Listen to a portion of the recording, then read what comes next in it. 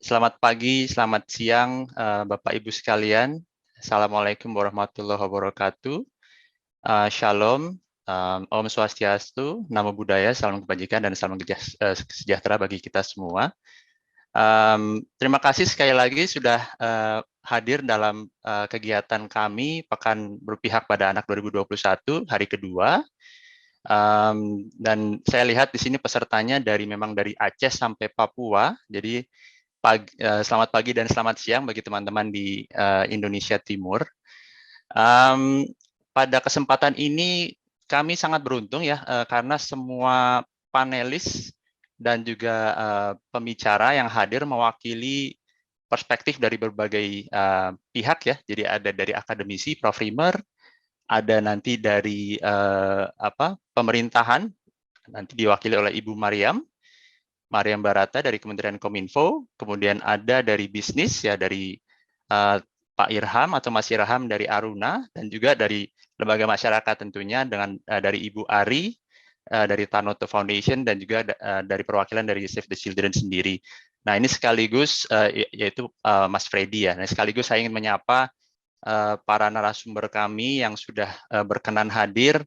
Selamat pagi Ibu Mariam. Selamat pagi. Terima kasih sudah berkenan hadir. Iya, Ibu Maria mewakili Pak Samuel Pangerapan ya, karena beliau ada keperluan lain yang mendadak. Jadi Bu Mariam, terima kasih sekali lagi sudah berkenan hadir dalam waktu yang singkat. Ya, Ya, sama-sama. selamat pagi Bu, terima kasih sudah hadir. Kemudian kita juga ada Ibu Ari ya, Ari dari Tanoto. Selamat pagi Ibu Ari. Selamat pagi, salam sehat. Salam sehat. Kemudian kita juga ada Mas Irham dari Aruna. Selamat pagi, Mas Antia, dan juga rekan-rekan yang lain. Salam sehat Ya, semuanya. selamat pagi. Terima kasih atas kehadirannya. Dan juga terakhir dan last but not least ada Mas Freddy dari Save the Children Indonesia. Halo, selamat pagi semua. Selamat pagi Mas Freddy. Nah, baik Bapak Ibu sekalian, mungkin saya akan bacakan sedikit tata tertib sesi kita hari ini. Tadi pagi sudah dibacakan, mungkin ada baiknya kami bacakan lagi. Jadi pada dasarnya apa bisa disampaikan, ditayangkan panitia?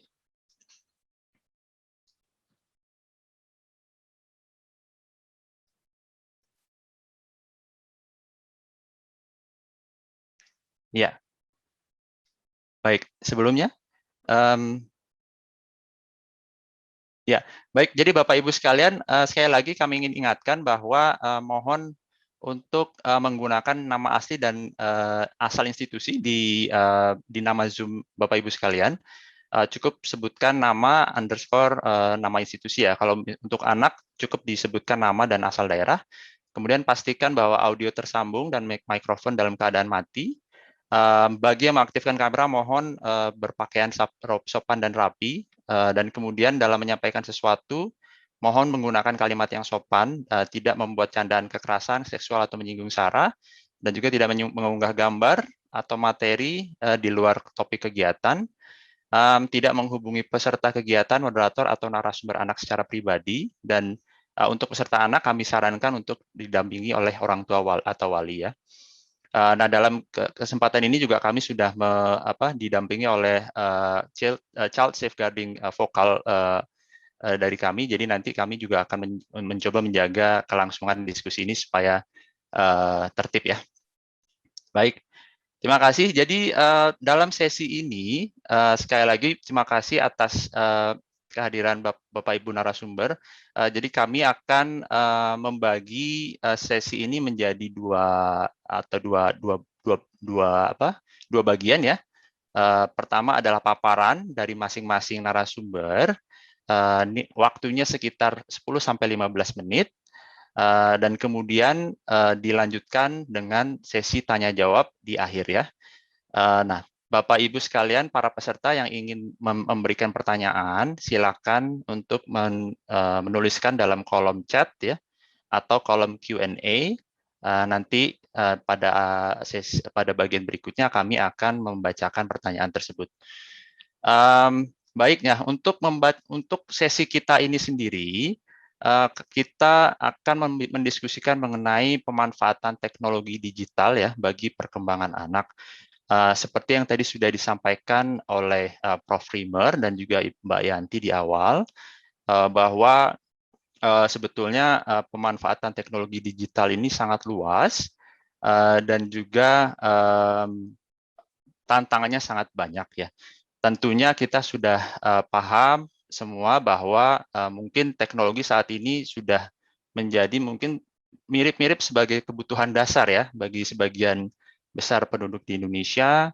Kadang-kadang kita kalau nggak pegang HP sehari aja itu sudah bingung tuh. Ya itu belum teknologi-teknologi yang lain ya, misalnya televisi ataupun yang lain.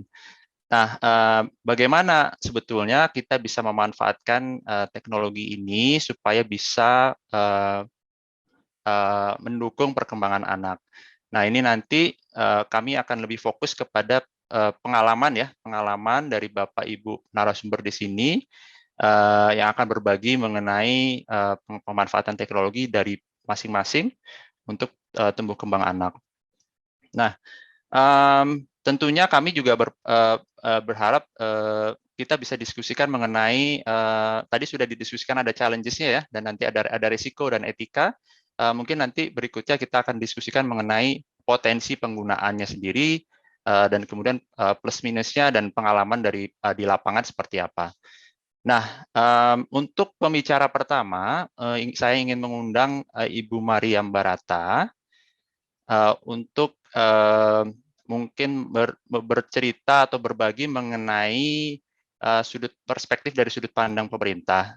Ibu Mariam ini adalah Direktur Tata Kelola Aplikasi Informatika yang sudah menjabat sejak tahun 2018 ya.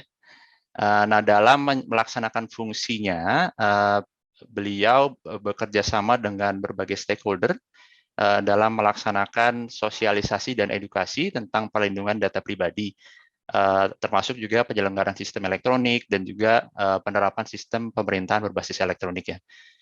Selain itu juga beliau juga aktif di berbagai kegiatan terkait dengan child online protection, kekerasan berbasis gender online, dan juga relawan teknologi dan informasi dan komunikasi atau TIK.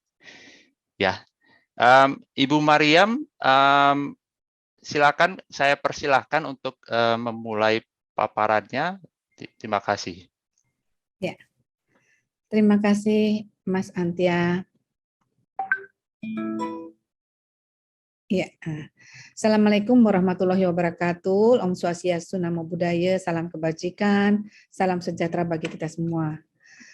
Mungkin jika masih ada Mr. Frederick G. Rimer, Profesor School of Social, dan juga para narasumber lainnya dari Ibu Ari, ya, kemudian Bapak Irham, dan juga Bapak Freddy Chandra yang sudah hadir di sini. Pertama kali mungkin saya ingin menyampaikan bahwa di tengah situasi pandemi ini kita menyadari bahwa kehidupan kita ini semakin bergantung pada digital yang tidak hanya digunakan oleh masyarakat yang berusia dewasa tetapi juga anak-anak atau adik-adik generasi muda kita. Jadi adopsi digital ini juga hadir dalam membawa dampak yang cukup banyak, yang cukup baik dan bersifat positif, tapi juga bisa bersifat negatif. Ya, di tengah banyaknya peluang konektivitas dan kesempatan berkarya yang ditawarkan oleh teknologi ini, terdapat pula resiko-resiko keamanan, sehingga pengaruh negatif yang berpengaruh itu berpengaruh langsung terhadap perkembangan kognitif pengguna, khususnya pengguna berusia muda ya. Hal ini kemudian menjadi sebuah dampak negatif yang harus kita cegah dan kita mitigasi bersama-sama. Jadi mengingat generasi muda ini merupakan salah satu kunci kesuksesan masa depan bangsa Indonesia ini, terlebih lagi Indonesia diprediksi akan mengalami fenomena bonus demografi pada tahun 2030 sampai 2040 nanti. Saya sangat mengapresiasi dengan adanya Save the Children yang sudah mengadakan acara berpihak pada anak ini, yang tidak lupa juga membawa masuk terkait dengan topik pengaruh teknologi terhadap anak di dalamnya ini. Nah, ini sebuah isu yang sangat relevan untuk kita bicarakan saat ini. Karena tadi dampak dari pandemi ini semua kegiatan sudah menggunakan yang namanya teknologi digital. Oleh karena itu, izinkan saya pada kesempatan ini juga memberikan sedikit insight tentang bagaimana upaya yang pemerintah lakukan untuk mendukung pemanfaatan teknologi yang tepat guna untuk anak-anak. Ya, kalau kita lihat karakteristik dari ruang digital ini bersifat ada dua sisi, di mana satu sisi ruang digital dapat memunculkan kreativitas dan peluang-peluang baru. Namun di sisi lainnya juga menyimpan dampak negatif yang membahayakan pengguna berusia muda.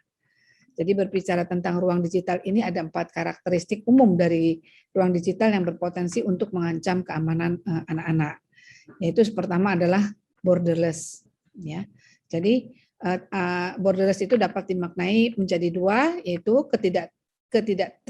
ketidakterbatasan geografis. Jadi itu bersifat borderless, di mana semua orang dari penjuru dunia dapat saling bertemu.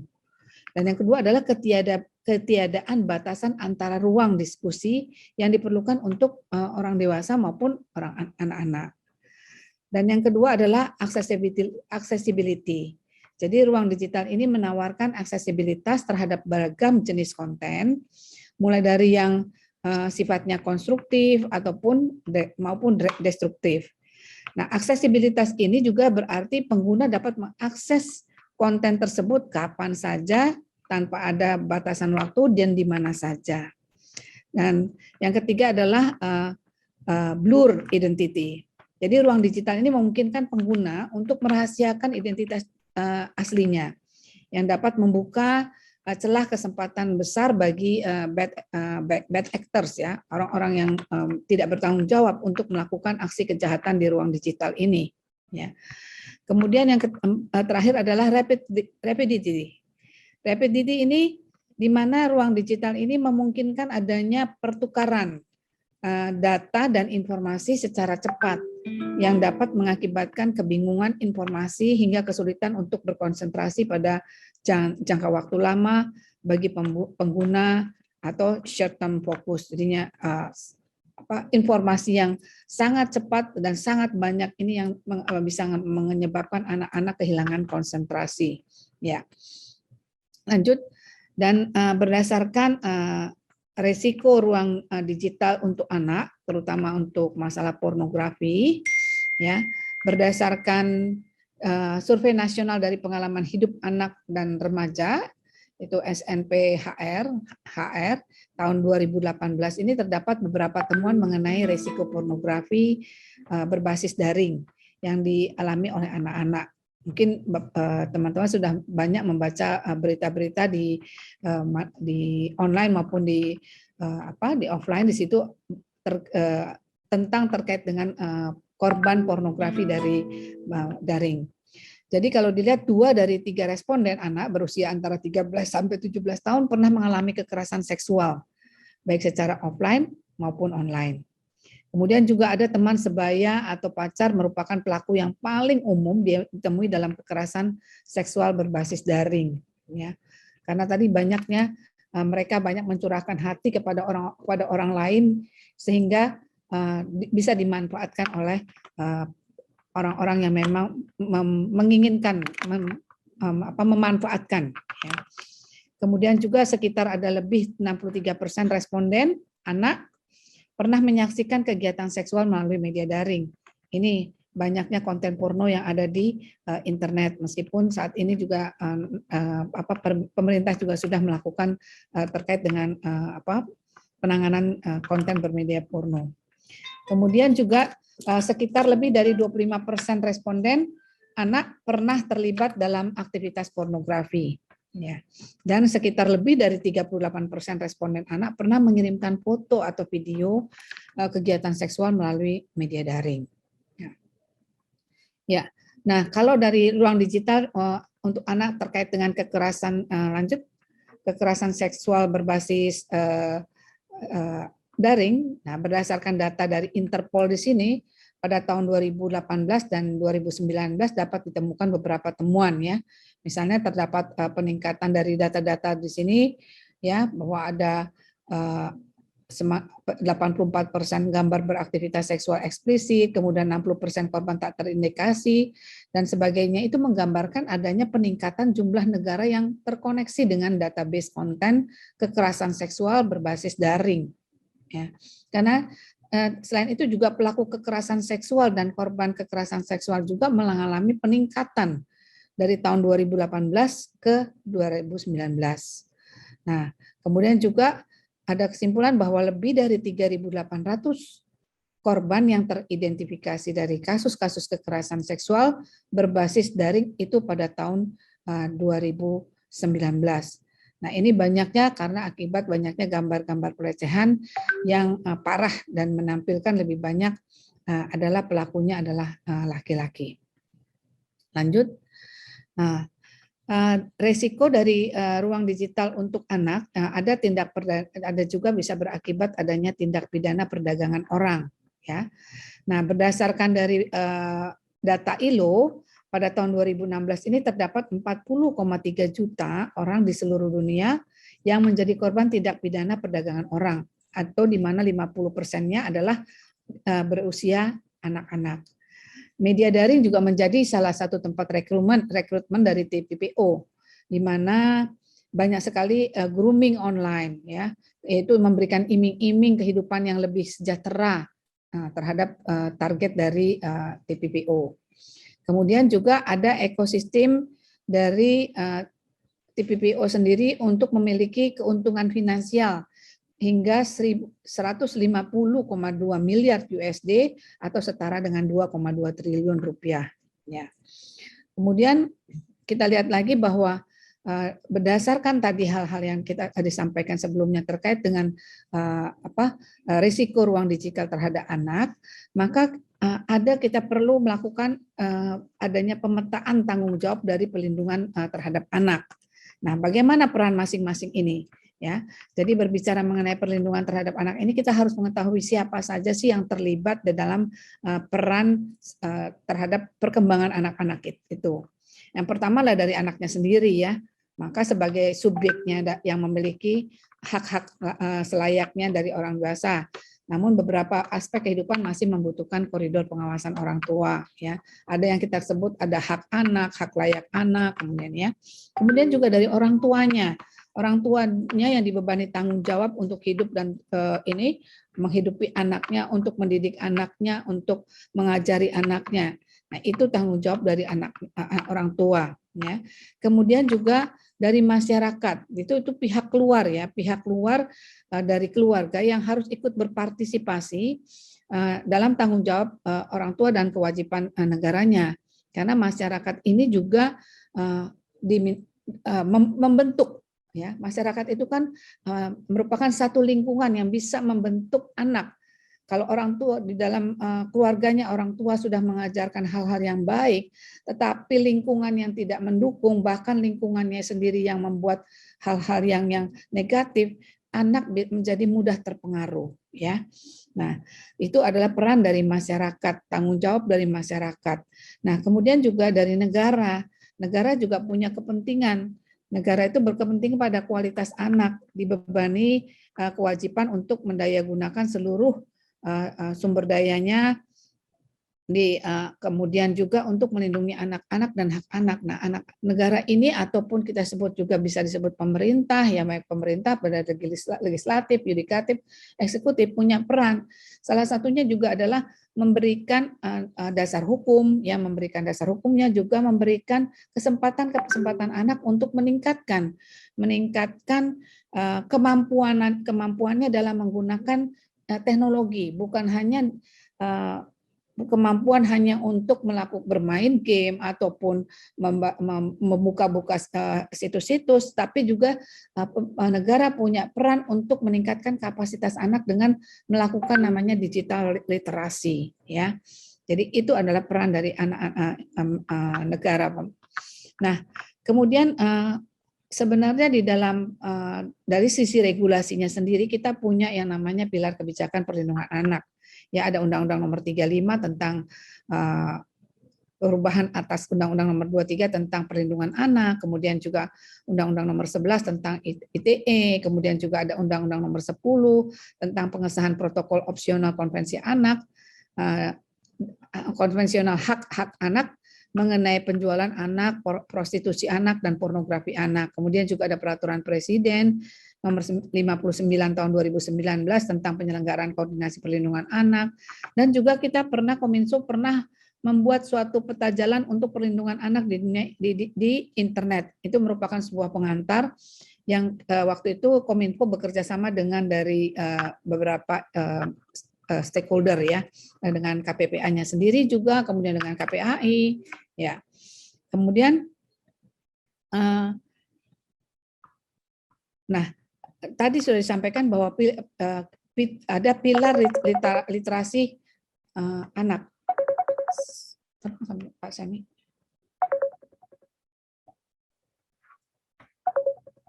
Sebentar, Pak Sami.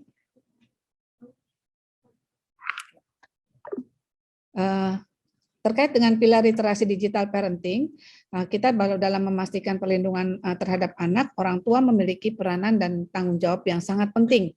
Dan skill yang harus ditingkatkan adalah skill tentang digital parenting. Jadi, di mana orang tua juga di sini harus mengetahui, kita sebut melek digital gitu ya, orang tua juga harus melek digital, mengetahui secara teknis bagaimana mekanisme pelaporan ataupun penghapusan materi sensitif bagi anak. Jadi kalau orang tua perlu melakukan pendampingan terhadap anak-anak dalam menggunakan yang namanya internet ya. Kemudian juga kalau ditemukan hal-hal yang tidak baik untuk anaknya, orang tua juga tidak gaptek langsung bisa melaporkan terhadap konten adanya konten-konten negatif yang bisa berdampak kepada putra-putrinya gitu ya.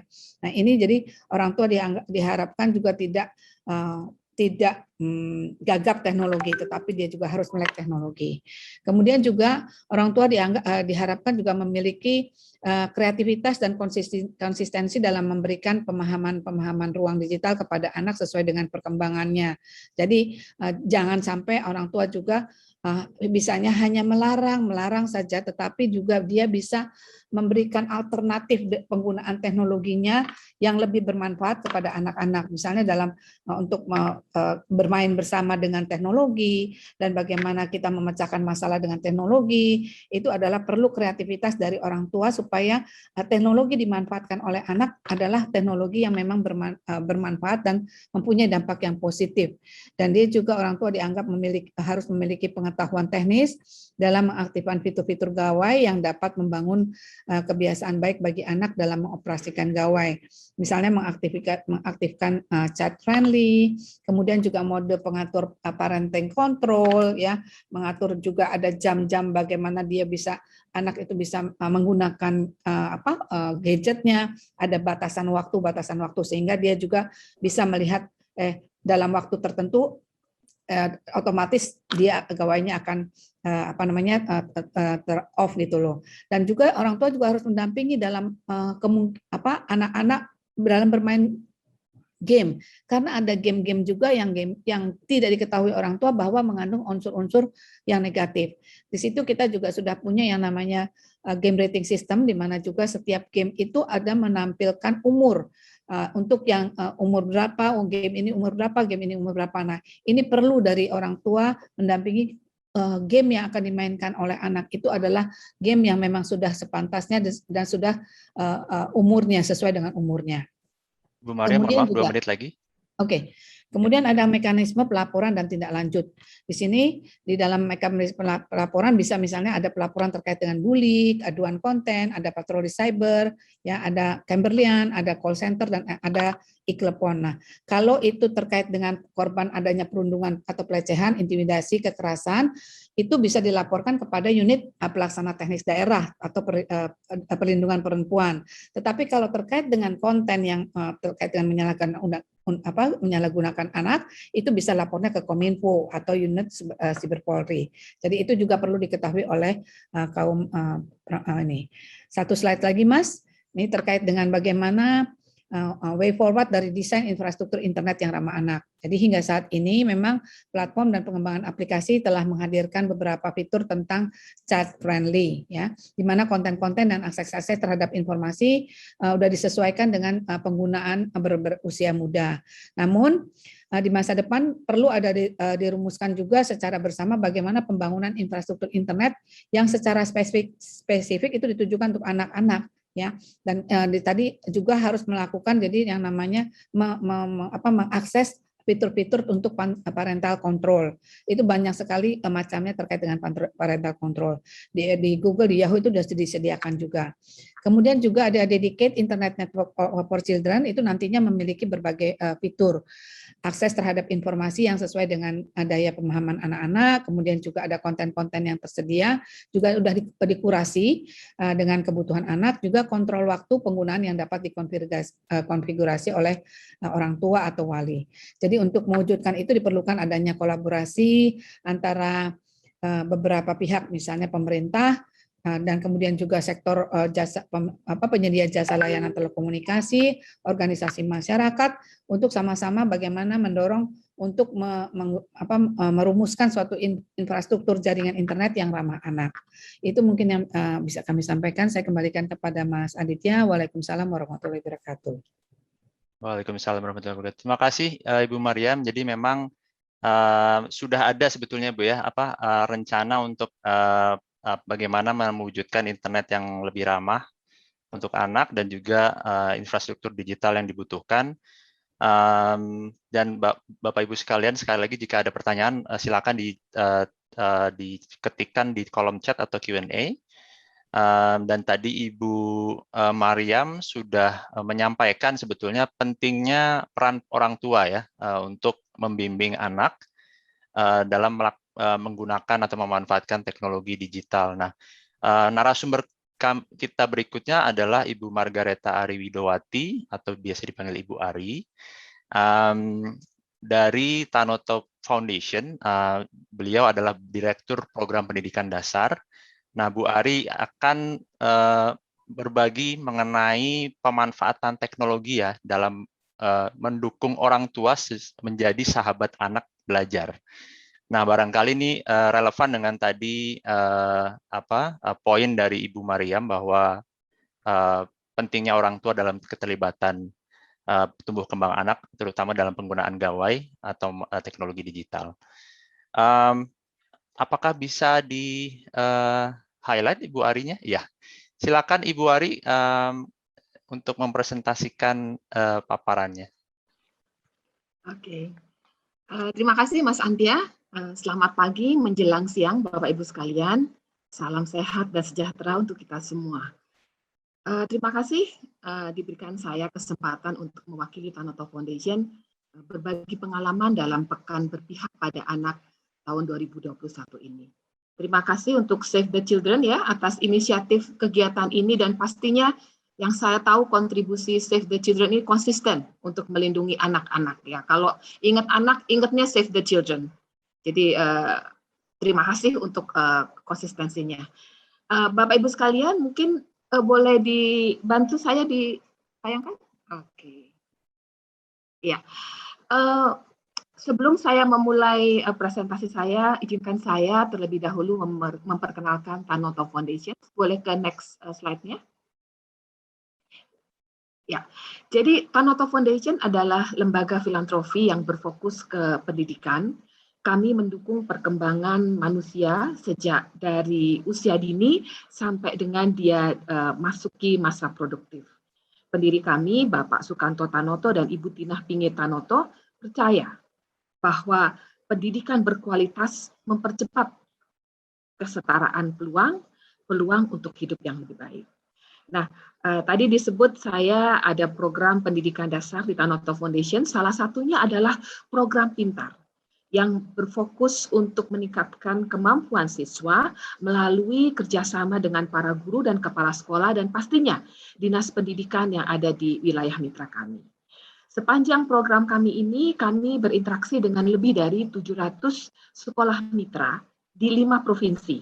Ada di Jambi, Sumatera Utara, Kalimantan Timur, Jawa Tengah, dan Riau. Bapak Ibu sekalian mungkin masih ingat sejak sekolah kita ditutup tahun 2020 tahun lalu, ya, bulan Maret. Praktis semua kegiatan itu belajar dilakukan di rumah. Kita melihat dan survei juga yang kami lakukan menunjukkan bahwa banyak anak-anak mengalami kehilangan kesempatan belajar selama mereka belajar dari rumah. Dari survei yang kami dapat, kalau kita setarakan ya, Bapak Ibu sekalian, masa belajar sekarang ini dengan proses pembelajaran jarak jauh ini hanya 25% dari waktu normal belajar sebelum pandemi. Nah, dalam situasi yang menantang ini, teknologi menjadi suatu enabler, pengungkit yang penting untuk menjamin agar anak-anak tetap belajar di masa ini dan selanjutnya bisa mempercepat atau mengejar ketertinggalan. Saya sepakat tadi dengan dikatakan oleh Mas Antia bahwa teknologi sekarang ini menjadi kebutuhan dasar ya, nggak ada handphone sehari aja pusing betul ya rasanya ya. Jadi memang teknologi ini sekarang sudah menjadi bagian dari kehidupan kita sehari-hari. Nah, kami di Tanoto Foundation percaya bahwa teknologi ini memperbesar jangkauan. Tentunya kalau dipergunakan dengan baik dan benar ya, sesuai tadi disampaikan oleh Ibu Mariam, begitu ya, akan juga memperbesar akses dengan biaya yang relatif lebih efisien. Teknologi juga memampukan kami untuk menyalurkan manfaat kepada guru-guru, orang tua, siswa yang tidak bisa dijangkau dengan jalur konvensional, seperti mungkin pertemuan tatap muka. Dalam beberapa tahun terakhir ini, kami di Tanoto Foundation mulai berinvestasi sebenarnya untuk bagaimana teknologi diperbanyak penggunaannya untuk melatih guru, bagaimana untuk memfasilitasi suatu pembelajaran. Nah, Bapak Ibu sekalian, pada kesempatan ini saya ingin berbagi mengenai bagaimana di Tanoto Foundation memanfaatkan teknologi untuk membantu orang tua menjadi sahabat anak di dalam belajar. Saya mungkin mulai dengan slide berikutnya yang akan menampilkan data-data. Mohon pindah, oke. Terima kasih. Bapak Ibu sekalian, kami sependapat dengan Mas Menteri Pendidikan kita, Pak Nadiem Makarim, bahwa pandemi sebenarnya sejatinya membangunkan kesadaran kita semua tentang peran orang tua sebagai agen perubahan yang penting untuk terpenuhinya hak anak khususnya di dalam pendidikan. Memastikan anak tumbuh dan berkembang sesuai dengan potensinya. Pada saat tahun 2020 kami melakukan survei pada 2.300 orang tua yang ada di kabupaten mitra kami. Kami menemukan hal yang menggembirakan seperti di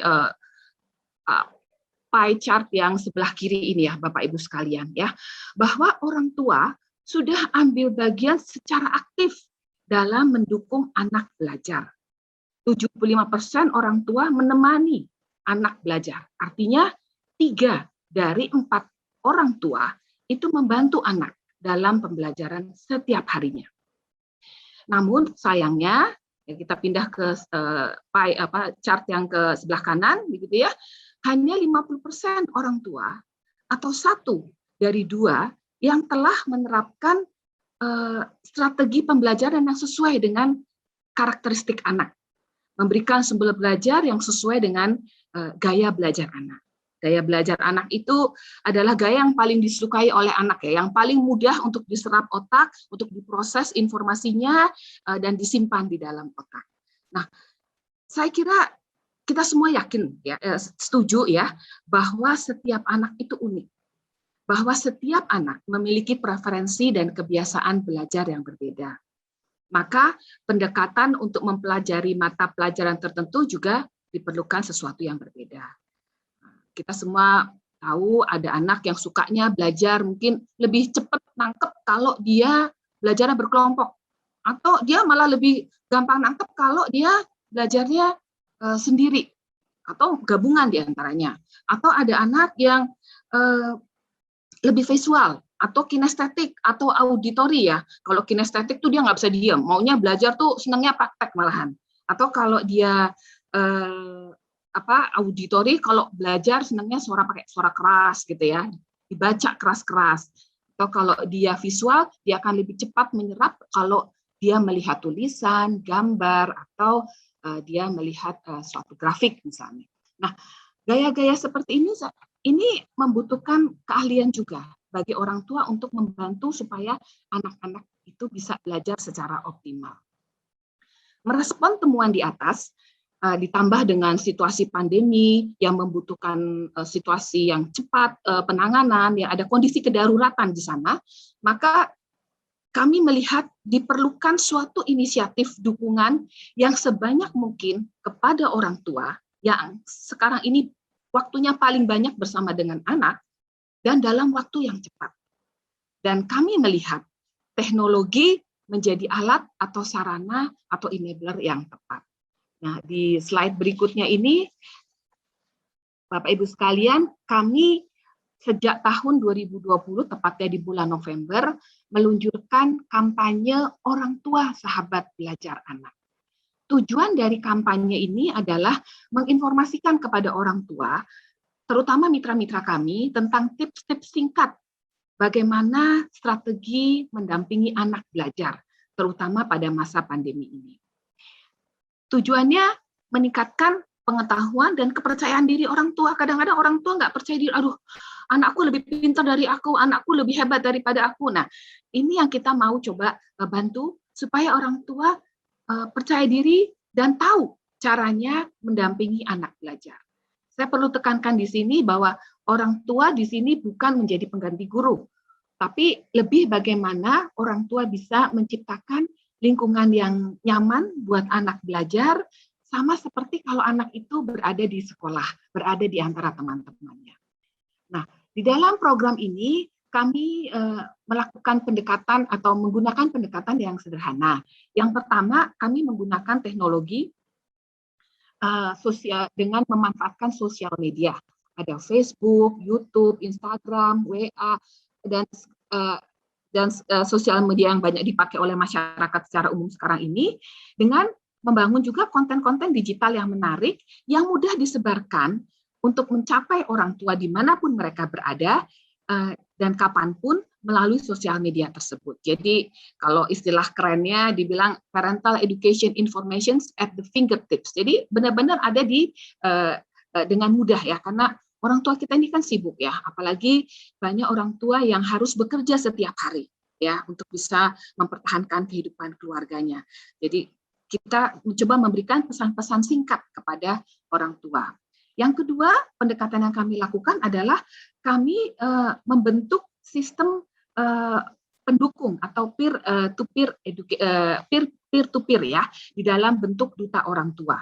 Jadi kami membangun kader-kader duta orang tua untuk membantu menyebarkan konten digital dan membantu pembahasan topik pendampingan anak di dalam grup WA orang tua, atau kalau di sekolah itu akan ada paguyuban kelas. Nah, berikut ini Bapak Ibu sekalian ada contoh konten yang kami pakai untuk disebarkan kepada orang tua dengan memanfaatkan teknologi. Nah, mungkin bisa diklik di next slide-nya. Itu kita lihat sebentar, ada cuma 1,5 menit, 2 menit contoh materi kita.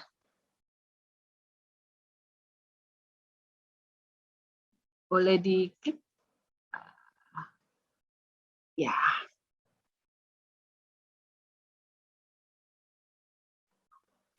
Suaranya tidak ada ya? Apakah Mas Andia, ini ada suaranya kah? Iya, mungkin bisa dinyalakan, Mbak. Pertama, amati dan kenali anak Anda. Tiap anak memiliki kebutuhan dan tantangan belajarnya sendiri. Dengan mengenali hal ini, kita dapat menyediakan berbagai metode atau alat bantu yang dapat mendukungnya belajar. Kedua, atur ulang jadwal harian anak dan keluarga. Sisipkan pula kegiatan keluarga di luar belajar ya. Dengan begini, anak mendapat ritme teratur dan terstruktur seperti saat bersekolah sebelum pandemi. Kemudian, tempel jadwal ini di tempat yang mudah dilihat oleh setiap anggota keluarga. 3. Tata kembali ruang belajar sesuai kebutuhan dan kenyamanan anak. Sepakati tentang penggunaan gawai, ruangan, dan kuota bersama anak. Diskusikan pula bersama pasangan tentang jadwal bergantian mendampingi anak belajar. 4. Latih keterampilan belajar anak, bukan tentang konten belajar, tapi cara belajar, seperti membuat catatan, menahan diri dari distraksi, mendengarkan instruksi, dan lain sebagainya. 5. Asah keterampilan hidup anak. Beri kepercayaan bahwa anak dapat melakukannya sendiri. 6. Berkomunikasi dari hati ke hati antara orang tua dan anak. Diskusikan tentang prioritas saat ini, ungkapkan ekspektasi Anda, dan dengarkan kebutuhan anak sehingga kita bisa menolongnya sebelum ia frustasi. Terakhir, jalin komunikasi dengan wali kelas atau pihak sekolah terkait untuk menjembatani kebutuhan anak dan ritme sekolah. Ingat, Anda tidak perlu berubah peran menjadi guru.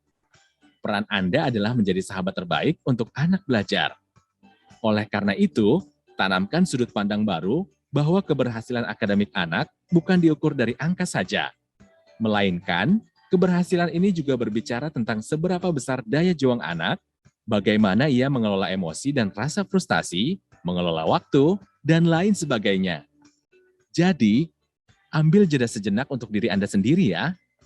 Cintai dan hormati anak dan pasangan Anda sehingga rumah tetap menjadi tempat yang nyaman, penuh kasih, dan harmonis. Situasi ini tentu akan mendukung proses belajar anak. Mari menjadi orang tua sahabat anak belajar.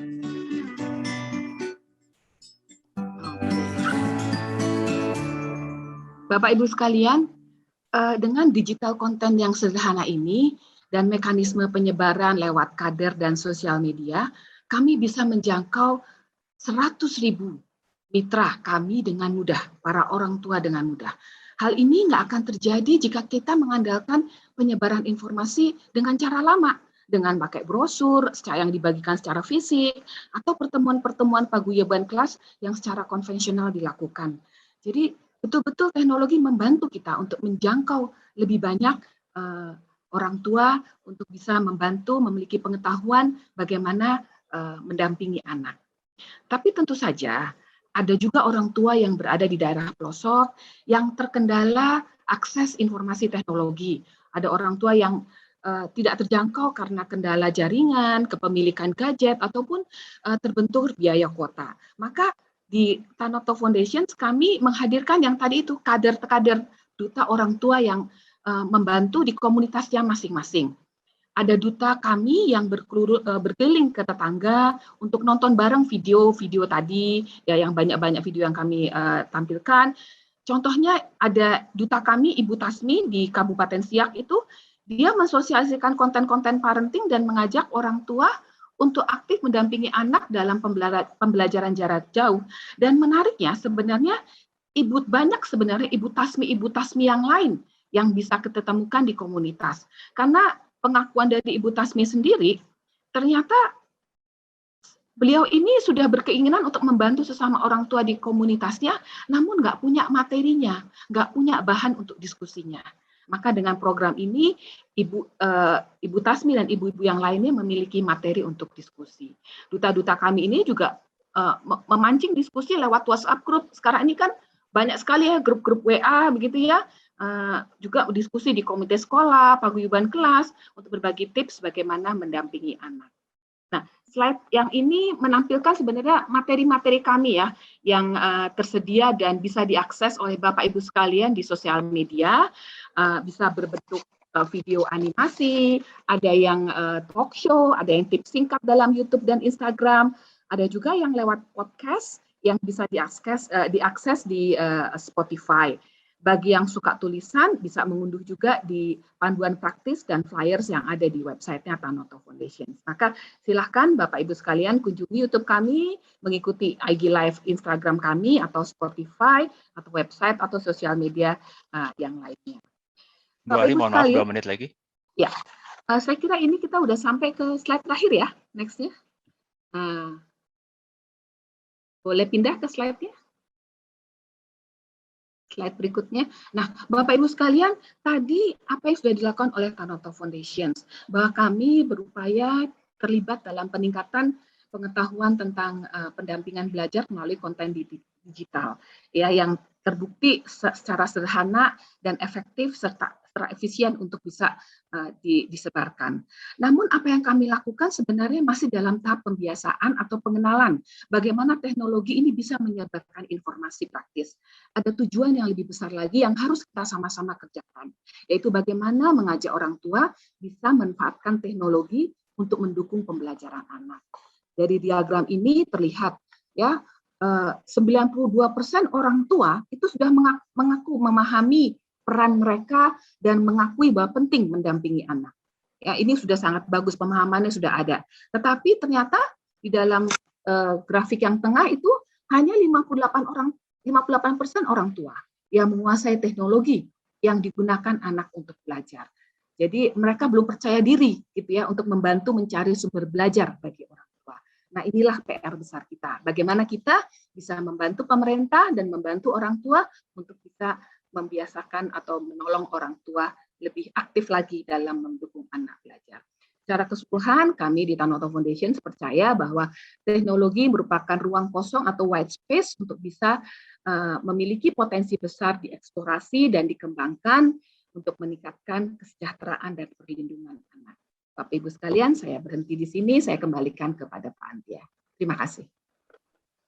Baik, terima kasih Bu Ari, sangat menarik dan ada banyak sekali contoh-contoh materi yang bisa digunakan ya Bu ya oleh Bapak Ibu di sini. Nah, jadi nanti mungkin nanti materinya akan kami share kepada Bapak Ibu sekalian. Jadi nanti Bapak Ibu bisa mencoba untuk mengakses materi-materi tersebut. Nah, makasih sekali lagi Bu Ari atas kesempatannya, atas insight-nya dan sharing-nya. Berikutnya, kalau tadi kita bicara tentang teknologi untuk pembelajaran ya, untuk mendukung pembelajaran. Nah, ini ada contoh dari sebuah startup ya, sebuah startup yang mungkin pertama di Indonesia yang bergerak di industri perikanan, yaitu menggunakan teknologi untuk lebih ke pemberdayaan ekonomi ya, ekonomi masyarakat pesisir atau nelayan ya. Ini ada Mas Irham Hadas, Kepala Pengembangan Komunitas atau Community Development-nya dari Aruna Indonesia. Nah, Aruna Indonesia ini luar biasa. Saya sudah mengamati dari lama sebetulnya ya, berdiri tahun 2016 ya, Mas Irham, dan minggu lalu saya baru baca tuh dapat pendanaan seri A senilai $35 juta, which is sekitar 500 miliar ya, betul ya. Nah, ini nanti mungkin Mas Irham bisa menceritakan ya bagaimana Aruna bisa memberdayakan masyarakat pesisir, terutama menggunakan teknologi dan juga mengubah nasib dari keluarga nelayan dan juga terutama anak-anak ya, dan juga orang muda ya. Silakan Mas Irham. Oke, terima kasih Mas Antia. Selamat pagi semuanya. Salam kenal, salam sejahtera bagi kita semua. Semoga kita semua dalam keadaan sehat walafiat di tengah pandemi COVID kali ini gitu. Mohon izin untuk bisa share screen terkait materi yang akan saya paparkan.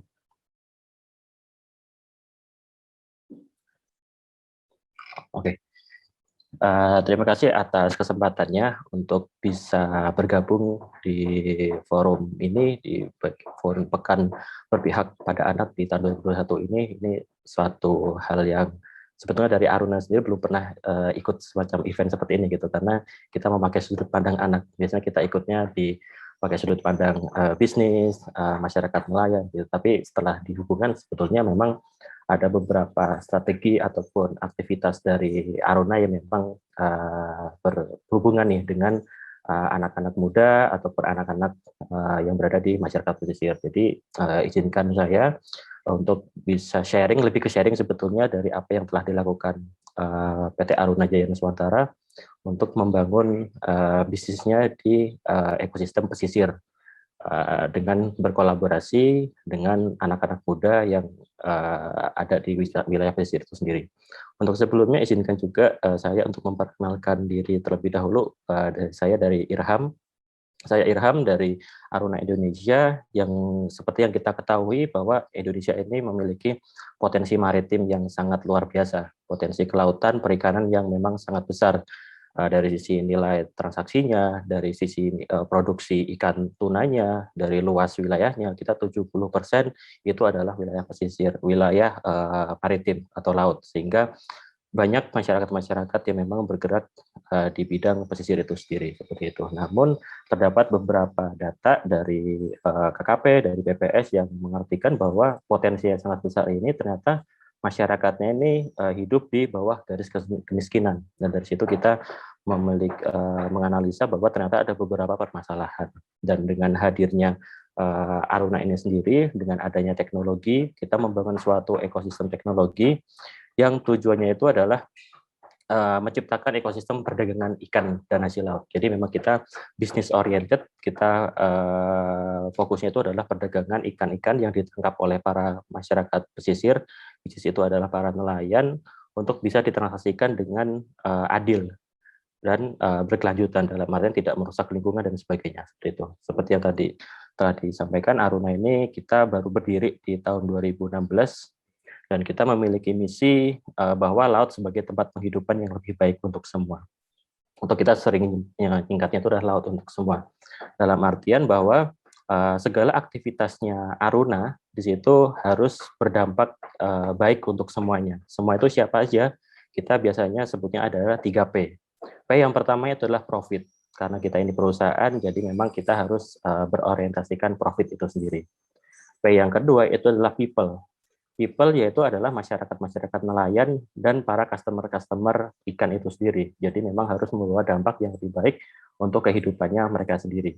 Terus P yang ketiga itu adalah planet, bahwa segala aktivitasnya Aruna di setiap titik, di setiap lokasi-lokasi mitra kami tidak boleh untuk merusak lingkungan itu sendiri, karena dengan tidak berkelanjutan dengan planetnya itu rusak, sehingga aktivitas-aktivitas bisnis, aktivitas masyarakatnya itu tidak bisa berjalan selama mungkin, seperti itu. Sehingga kita berpegang pada prinsip laut untuk semua ini sendiri. Nah, sebetulnya teknologi apa sih yang diimplementasikan oleh Aruna itu sendiri? Jadi kita sesimpel menghubungkan para nelayan, para masyarakat pesisir yang mata pencahariannya itu adalah menangkap ikan dan itu menjual ikan, untuk bisa langsung bertransaksi dengan end customer, dengan beberapa perusahaan-perusahaan yang memang mengolah ikan. Tujuannya sesimpel itu. Jadi ya semacam aplikasi marketplace lah gitu. Jadi nelayan-nelayan bisa transaksi langsung. Namun ketika kita temukan waktu implementasi, di situ ternyata banyak sekali isu-isu yang beredar di lapangan.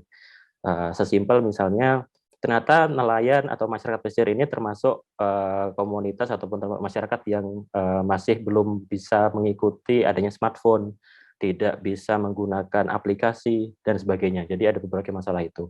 Ada juga ternyata lokasi-lokasinya tidak ada sinyal, tidak ada akses internet, tidak ada akses listrik, sehingga ada muncul masalah-masalah itu sendiri. Sehingga di situ pada akhirnya kita melakukan penyesuaian strategi, bahwa ini untuk saat ini, untuk nelayan, untuk masyarakat ataupun para pembudidaya ikan ini, itu bukan menjadi target usernya kami, atau bukan menjadi target si pengguna aplikasi ini.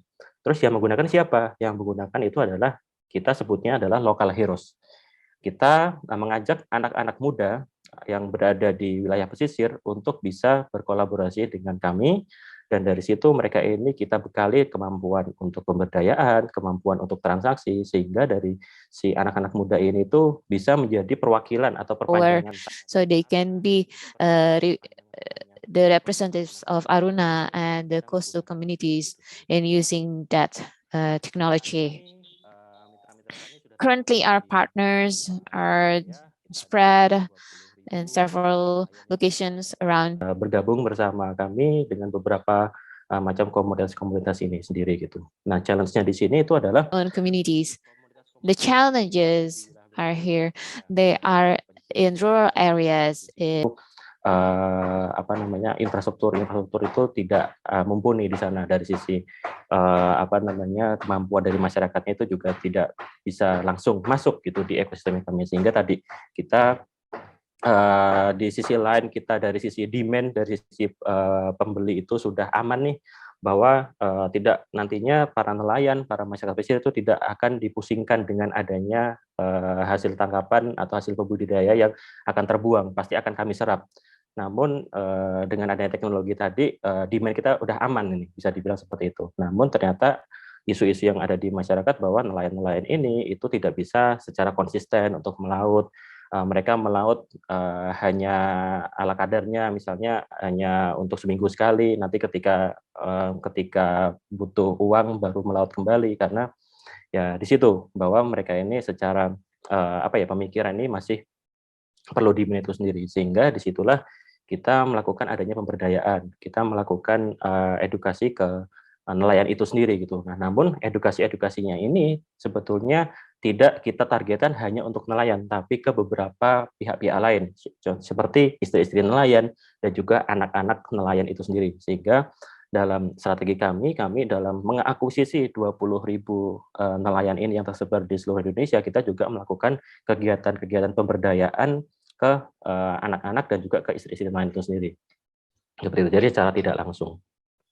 Nah, dalam implementasinya tadi yang seperti saya bilang, untuk mendeploy si teknologi ini sendiri juga kita membutuhkan adanya suatu infrastruktur. Jadi kita membuat yang namanya titik-titik atau Aruna Site, Aruna Hub yang terletak di wilayah-wilayah desa-desa pesisir yang sangat terpencil tadi, dan di situ kita berkolaborasi bersama local fishermen, bersama local heroes. Ya, local heroes ini yang anak-anak muda tadi yang kita latih secara bertahap, dan juga kita libatkan helper atau picker atau tadi istri-istri nelayan kita berdayakan juga untuk menjadi tenaga kerja yang memang nantinya akan bergerak di bidang perikanan dan pengolahan itu sendiri. Dan dari semua pihak di sini akan kita bekali ke arah sustainability fishing, pengolahan ikan, digital penetrasi, quality control, dan juga beberapa bidang-bidang yang lainnya seperti itu. Nah, terus sebetulnya apa sih yang akan didapatkan nelayan dengan berkolaborasi dengan Aruna itu? Jadi simpelnya itu adalah si nelayan ini yang pasti akan ada kejelasan market. Marketnya ini mereka udah tidak perlu pusing untuk menjual hasil tangkapannya. Terus yang kedua itu akan mendapatkan reward. Ini bisa dikatakan yang akan didapatkan nelayan secara langsung. Jadi mereka nelayan-nelayan ini akan mendapatkan reward dari setiap transaksinya, akan mendapatkan akses permodalan, dan juga kita latih untuk ke arah finansialnya terkait membuat suatu tabungan. Nah, semua yang melakukan hal ini itu adalah anak-anak muda yang memang masih secara pemikiran itu masih terbuka, masih lebih mudah untuk bisa diajak berkembang seperti itu. Nah, disitulah salah satu strategi kami untuk bisa masuk ke komunitas-komunitas yang berada di daerah rural area, dan juga dalam rangka melakukan penetrasi digital gitu. Jadi sisi akses permodalan itu udah kita latih menggunakan aplikasi. Kita Aruna sendiri bekerjasama dengan beberapa perbankan untuk melakukan penetrasi digital financing dan sebagainya seperti itu. Ini yang akan didapatkan nelayan secara transaksional. Namun di sisi lain seperti yang saya bilang tadi, bahwa pendekatan transaksional ini tidak nggak selalu sukses gitu. Tidak selalu sukses. Jadi kita harus melakukan pendekatan di luar nelayan itu sendiri, yaitu ke si anak dan juga si istri nelayan itu sendiri. Nah, ini tadi yang jadi kita melakukan melakukan kolaborasi dengan anak-anak muda, kita sebutnya local heroes.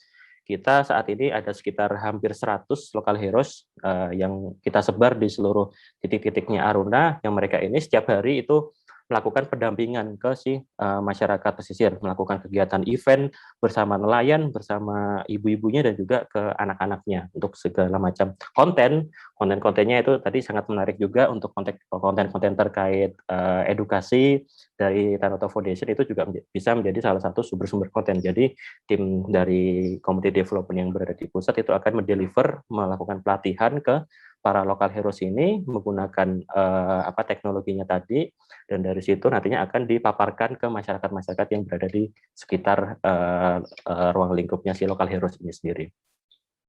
Nah, ini contohnya, jadi kita melakukan beberapa pelatihan dan program pemberdayaan, kita melakukan kegiatan pengolahan ikan. Jadi si ibu-ibunya yang sebelumnya tidak memiliki penghasilan pada akhirnya bisa mendapatkan penghasilan di sini, dan juga selain terkait kegiatan ekonominya, kita juga melakukan kegiatan cek kesehatan secara berkala. Jadi kita Aruna ini berkolaborasi dengan existing institusi kesehatan, misalnya puskesmas dengan klinik, dan melakukan cek kesehatan untuk para mitra-mitra Aruna yang berada di sekeliling lokal heroes itu sendiri. Nah, kita juga melakukan edukasi ke para masyarakat pesisir secara umum untuk kegiatan event-event bersama anak-anaknya. Kita ajarin untuk konten-konten tadi ya, contohnya konten-konten untuk misalnya film anak ataupun video-video dari YouTube, kita juga setel di sini. Dan itu ternyata antusiasnya itu sangat tinggi gitu. Dan dari sinilah kita melakukan strategi akuisisi. Bisa dibilang nanti hanya para nelayan-nelayan ataupun masyarakat pesisir yang telah berkolaborasi dengan Aruna yang hanya bisa melakukan kegiatan ini. Jadi kayak semacam tiket eventnya itu adalah transaksi dengan Aruna itu sendiri. Nah, hal tersebutlah yang membuat para masyarakat pesisir ini bisa dikatakan loyal dengan para lokal heroes dan juga dengan Aruna itu sendiri. Dan tadi yang seperti saya bilang, jadi Local Heroes ini sebetulnya itu menjadi kekuatan utamanya kami. Dan saat ini Local Heroes ini ada 100 anak muda yang kita latih secara bertahap gitu. Dari sisi leadership-nya kita latih juga, dari bisnis skill-nya juga kita latih, dan agar mereka ini siap untuk menghadapi kehidupan para nelayan atau masyarakat pesisir ini gitu. Dengan mereka juga kita bekali juga dari sisi penggunaan teknologinya, sehingga mereka juga bisa melihat nih celah-celah mana nih yang bisa digunakan untuk bisa masuk ke wilayah pesisir ataupun ke wilayah si masyarakat keluarga nelayan itu sendiri. Jadi kita tahapannya itu akan melakukan pembekalan Local Heroes secara terpusat, dan pada akhirnya mereka akan turun nih gitu. Jadi diharapkan tadi tujuan utama itu adalah transaksi nelayan, pembekalannya itu dilaksanakan oleh para Local Heroes, dan pada akhirnya nanti Local Heroes ini melakukan strategi untuk pembekalan tadi untuk melakukan kegiatan-kegiatan bersama para nelayan, istri nelayan, dan anak nelayan. Ini salah satu kegiatan kita di Papua, di Raja Ampat, melakukan sesimpel mewarnai, lomba mewarnai, kegiatan bercerita. Terus kalau di yang sisi kanan ini si Local Heroes ini dia menyetelkan video-video terkait alat tangkap yang ramah lingkungan, dan juga kita berkolaborasi juga dengan SD-SD setempat gitu untuk bisa mengadakan kegiatan. Kita sebutnya biasanya itu adalah sarasehan, seperti tadi sarasehan nelayan Aruna, tapi yang bisa mengikuti itu adalah semua masyarakat pesisir di sana. Dan dari di sini, jadi memang tujuan goal utamanya itu adalah dari sisi transaksi hasil laut. Itu karena tadi kita ini Aruna ini adalah suatu perusahaan, memang kita bukan organisasi non profit ya. Jadi memang goalsnya itu tetap perusahaan, tetap profit, tapi di dalamnya di situ kita melakukan pendekatan dengan beberapa pelatihan, edukasi ataupun kegiatan-kegiatan yang dilakukan oleh para si Local Heroes ini sendiri gitu. Dan Local Heroes ini yang tadi akan kita selalu kita latih. Dan jadi ya memang saat ini yang kita latih dengan adanya penggunaan teknologi, dengan adanya skill-skill bisnis, dengan skill-skill leadership tadi, itu lebih ke Local Heroes-nya itu sendiri. Seperti itu. 2 menit lagi, Mas Irham. Oke.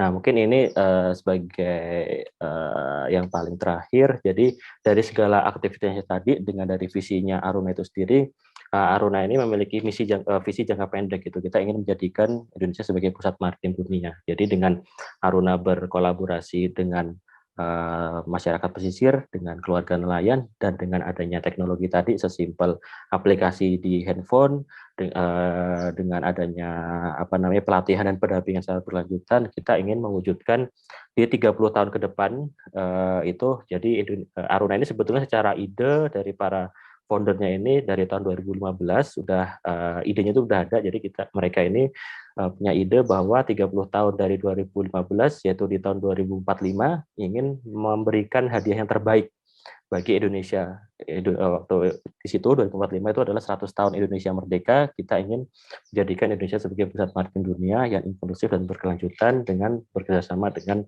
masyarakat pesisir, nelayan, dan juga anak-anak muda yang tersebar di seluruh Indonesia.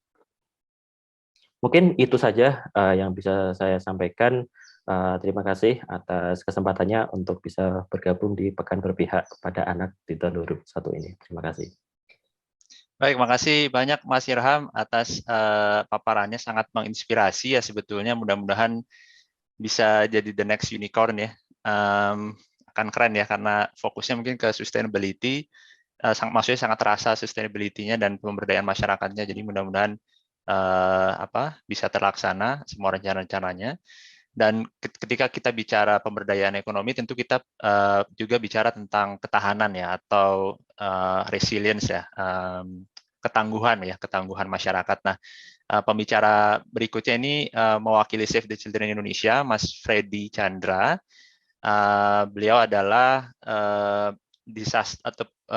disaster risk reduction atau pengurangan risiko advisor pengurangan risiko bencana dan juga ketangguhan, dan punya beberapa pengalaman yang mungkin nanti bisa dibagikan mengenai pengembangan teknologi digital yang berpusat pada anak ya, jadi child center technology, terutama untuk mendukung tadi pengurangan risiko bencana dan juga ketangguhan masyarakat. Nah, ini sangat menarik karena sekali lagi penggunaan teknologi sangat luas dan ini kita mau melihat dari sisi risk reduction dan juga resilience.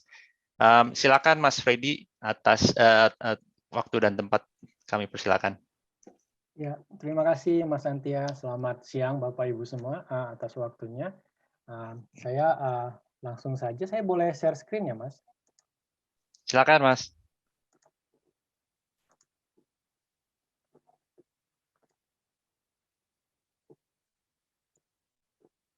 Ya, jadi topik kali ini saya akan coba men-sharing sebenarnya dua hal pokok, yaitu bagaimana pendekatan child center dalam pengembangan solusi digital. Nah, dalam konteks yang kedua, pembelajaran yang kami punya yaitu dari membangun ketangguhan masyarakat di daerah bencana. Nah, kebetulan waktu itu kita bekerja sama dengan Go-Golder.org ya. Nah, jadi kita tahu ya, tadi dari presentasi Bapak Ibu, semua narasumber juga memberikan gambaran bahwa apapun yang ada sekarang itu sudah terhubung gitu. Ekosistem digital di dunia ini seperti ini ya, ada data, lokasi, real time, visual, sensor, warganet gitu. Kemudian juga ada jaringan dan juga ada satelit. Nah, berpijak pada ekosistem yang besar ini, kemudian kami berpikir gitu, bagaimana sebenarnya agar secara sederhana proses dari data tadi kemudian menjadi informasi dan kemudian bisa dikelola, disintesa menjadi pengetahuan, tapi di dalam prosesnya itu anak terlibat. Nah, itu karena kita berpusat pada anak. Nah, atas dasar pemikiran itulah kami dalam program-program yang ada di Save the Children berusaha semampu kami untuk memasukkan aspek tersebut. Meskipun kami bukan ahli pengembang teknologi ya, karena memang bukan core Save the Children, namun kami berusaha memasukkan konten-konten pelibatan anak di dalam prosesnya. Nah, dalam ini sedikit prinsipal dalam Save the Children, kita mengenal yang namanya sistem ekologi pembangunan anak, di mana ketika anak itu pusat, namun bukan berarti semua diletakkan di bahu atau pundak si anak, tapi ada di situ lingkaran-lingkaran, spektrum-spektrum yang sangat erat kaitannya dengan pembangunan anak, yaitu orang tua atau pengasuh, keluarganya atau keluarga besar, orang dewasa lain, teman sebaya, masyarakat luas.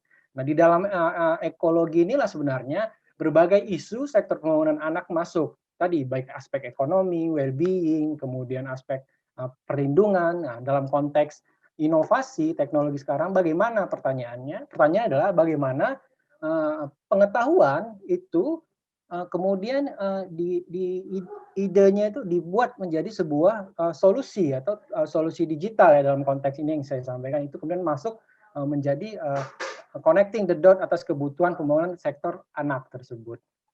Nah, kita ada mengenal prinsip 9 prinsip pengembangan digital. Ini semacam gerakan kita berpegang pada 9 prinsip ini agar teknologi for development, including teknologi pembangunan anak itu sustain gitu, sustain dan impactful gitu. Jadi ada 9 prinsip, yaitu yang umum itu bagaimana kita mendesain dengan user, kemudian mengerti ekosistem, kemudian dibangun untuk keberlanjutan, dibangun juga bisa di scale up, tidak hanya sangat lokal, kemudian berdasarkan fakta, data-data, dan juga kemudian bagaimana itu juga open ya, open source, bisa diakses dan dikembangkan dan dimodifikasi, reuse dan improvement. Jadi kita tidak akan meninggalkan apa-apa yang sudah kita punya, kita bangkit atau kita bangun dari yang sudah punya. Jadi kemudian of course tentu saja ini mengadres privacy and security seperti yang disampaikan Prof tadi. Dan yang paling penting adalah kolaborasi. Nah ini yang kami gunakan, namun fokus pada design with the user. Nah, terus mengapa berpusat pada anak? Jadi ada 3 hal yang saya coba sintesakan dari pengalaman kami, yaitu 1, empati. Artinya apa? Artinya kita berusaha membangun solusi digital itu sesuai dengan kebutuhan anak gitu. Oke, boleh jadi kita tahu itu kebutuhan anak gitu. Obviously misalnya dari survei tapi bagaimana agar ini menjadi ada engagement. Nah, untuk itu kita perlulah partisipatif gitu, partisipasi anak dalam the participation of the children in designing penggunaan. Nah, dan lebih advance lagi mungkin terlibat dalam proses pengembangannya. Nah, itulah masuk ke tahapan and also in the pemberdayaan. Artinya apa? Dalam proses pengembangan digital inovasi, seyogianya itu juga memberdayakan komunitas, si anak itu maksudnya.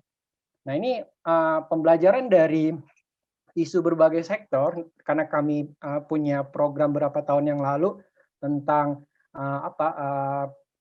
membangun ketangguhan masyarakat di rawan bencana. Jadi kita coba mendesain sebuah aplikasi Bumi Kita, itu aplikasi ramah anak, PRB itu pengurangan risiko bencana, kontennya, terus ada API, adaptasi perubahan iklim, dan satu lagi konten Satuan Pendidikan Rawan Bencana. Ini yang relevansinya sebenarnya dalam konteks pendidikan ya, atau pengembangan anak, karena anak-anak di daerah rawan bencana tentu perlu mengetahui pengetahuan resiko bencana, sehingga ketika berkembang dan berkontribusi dalam berbagai sektor pembangunan itu tangguh gitu ketika terjadi, karena kita tahu negara Indonesia negara rawan bencana. Apa itu Bumi Kita? Pernah nggak kamu ingin ke suatu tempat tapi ternyata jalannya banjir, terus ada bencana di sekitar tempatmu, tapi bingung mau lapor kemana? Atau kamu ingin tahu lebih banyak tentang bencana tapi kurang yakin harus mulai dari mana?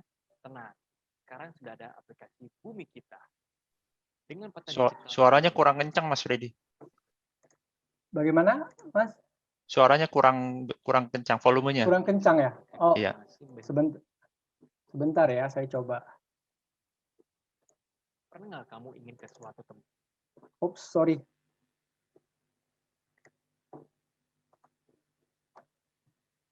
Pernah nggak kamu ingin ke suatu tempat tapi ternyata ya. Pernah nggak kamu ingin ke suatu tempat tapi ternyata jalannya banjir, terus ada bencana di sekitar tempatmu, tapi bingung mau lapor kemana? Atau kamu ingin tahu lebih banyak tentang bencana tapi kurang yakin harus mulai dari mana? Tenang, sekarang sudah ada aplikasi Bumi Kita. Dengan peta digital di zona pantau, kamu bisa mendapatkan informasi bencana terkini, sekaligus mengabarkan kejadian bencana di sekitarmu melalui fitur laporkan kejadian. Untuk kamu yang ingin tahu lebih banyak tentang bermacam bencana dan cara menghadapinya, kamu tinggal ke halaman Baca Yuk, lalu tantang dirimu dengan mengikuti kuis interaktif bagaimana jika yang seru banget. Kumpulan cerita, foto, atau video seputar bencana dari pengguna Bumi Kita yang lain pun dapat kamu temukan di fitur cerita warga. Jadi kamu bisa belajar dari pengalaman sahabat siaga di seluruh Indonesia. Uniknya lagi, kamu bisa membuat avatar dan karakter kamu sendiri loh. Semakin sering kamu menggunakan Bumi Kita, maka semakin banyak pula experience point yang kamu dapatkan. Gimana? Lengkap banget kan? Sudah saatnya kita semua turut berpartisipasi dalam upaya pengurangan risiko bencana. Untuk membangun Indonesia yang lebih tangguh bencana. Download aplikasi Bumi Kita di Google Play Store sekarang. Ya, jadi itu salah satu aplikasi yang coba kita kembangkan ya, aplikasi ramah anak. Ini outputnya, tapi behind ini, di belakang ini prosesnya adalah kita melakukan user design dengan anak-anak, keterwakilan berbagai kelompok ya, kemudian apa keinginan mereka, kemudian konten-konten. Tentu memang tidak 100% kita mampu mengakomodir karena berbagai keterbatasan, namun kita telah berusaha agar concern anak-anak di daerah rawan bencana bisa tercapture dalam feature-feature Bumi Kita. Inilah dia. Kemudian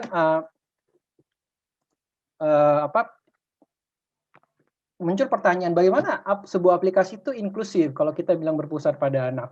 Nah, ini ada satu cerita menarik yang kita ingin share kepada kawan-kawan. Kita lanjut saja ya, moderator boleh?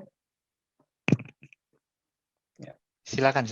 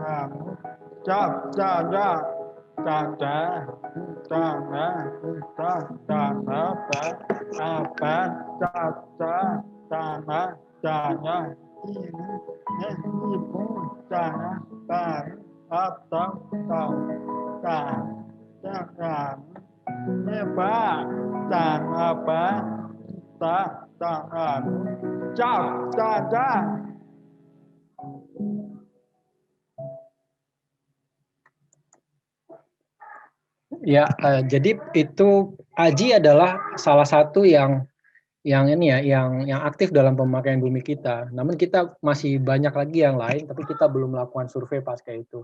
Namun sebenarnya singkat cerita dari proses bumi kita, kemudian melihat video ini, sebenarnya kita ingin menyampaikan bahwa 1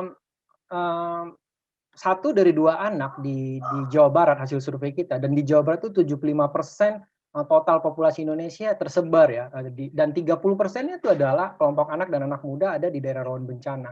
Nah, dari situ kita mendapat gambaran bahwa diseminasi, kemudian distribusi, komunikasi risiko bencana atau demokratisasi pengetahuan risiko itu menjadi krusial dilakukan buat anak-anak. Nah, teknologi bumi kita tuh hanya salah satu. Kita tahu ekosistem itu berkembang. Nah, namun bagaimana ketika kita mengembangkan teknologi yang ada, whether itu bisnisnya tidak spesifik anak, tapi bagaimana kita meletakkan aspek-aspek pembangunan anak, atau kalau bahasanya student child sensitive ya, kayak gitu. Itu kawan-kawan. Nah, kemudian nah, selain aplikasi di gadget, kita berusaha juga menciptakan membangun sebuah web interaktif. Nah, ini juga hasil masukan dari anak bahwa aduh kalau apps banyak datanya besar nggak bisa langsung dong, terus kita maunya yang cepat. Nah, kita akhirnya berpikir bagaimana membuat web interaktif yang ketika share link, diklik langsung bisa belajar. Nah, ketika lebih serius lagi dia bisa download ke aplikasi bumi kita. Nah, ini juga masih online tapi sangat berpotensi dikembangkan menjadi offline gitu. Artinya ketika di-download dia bisa offline. Nah, web interaktif kurang lebih sama tentang API PRB dan SPAB, Satuan Penanggulangan Bencana. Di dalamnya mengenai bagaimana memahami karakter ancaman atau risiko iklim, kemudian bagaimana mengetahui aspek-aspek kerentanan, bagaimana meningkatkan kapasitas sehingga kita bisa mengurangi risiko bencana. Nah, ini juga udah kita gunakan ya di beberapa emergency response seperti Mamuju begitu. Nah, selain itu kita juga yakin bahwa ada teknologi crowd sekarang ya yang dimana kalau dalam aspek demokratisasi, partisipasi dan pemberdayaan boleh jadi informasi, produksi pengetahuan dari data, informasi pengetahuan itu juga diproduksi bersama. Akhirnya kami juga melakukan program-program citizen science atau crowd mapping. Nah, ada 3 elemen penting itu sensor, nanti akan saya tunjukin. Pertama menggunakan sensor manusia, dan kedua misalnya menggunakan sensor teknologi nah crowd itu sebenarnya participatory, tapi karena dia online dia bisa sangat masif distribusi dan kontribusinya sangat cepat regardless to the time. Kemudian bagaimana memvisualisasi secara nearly real time gitu.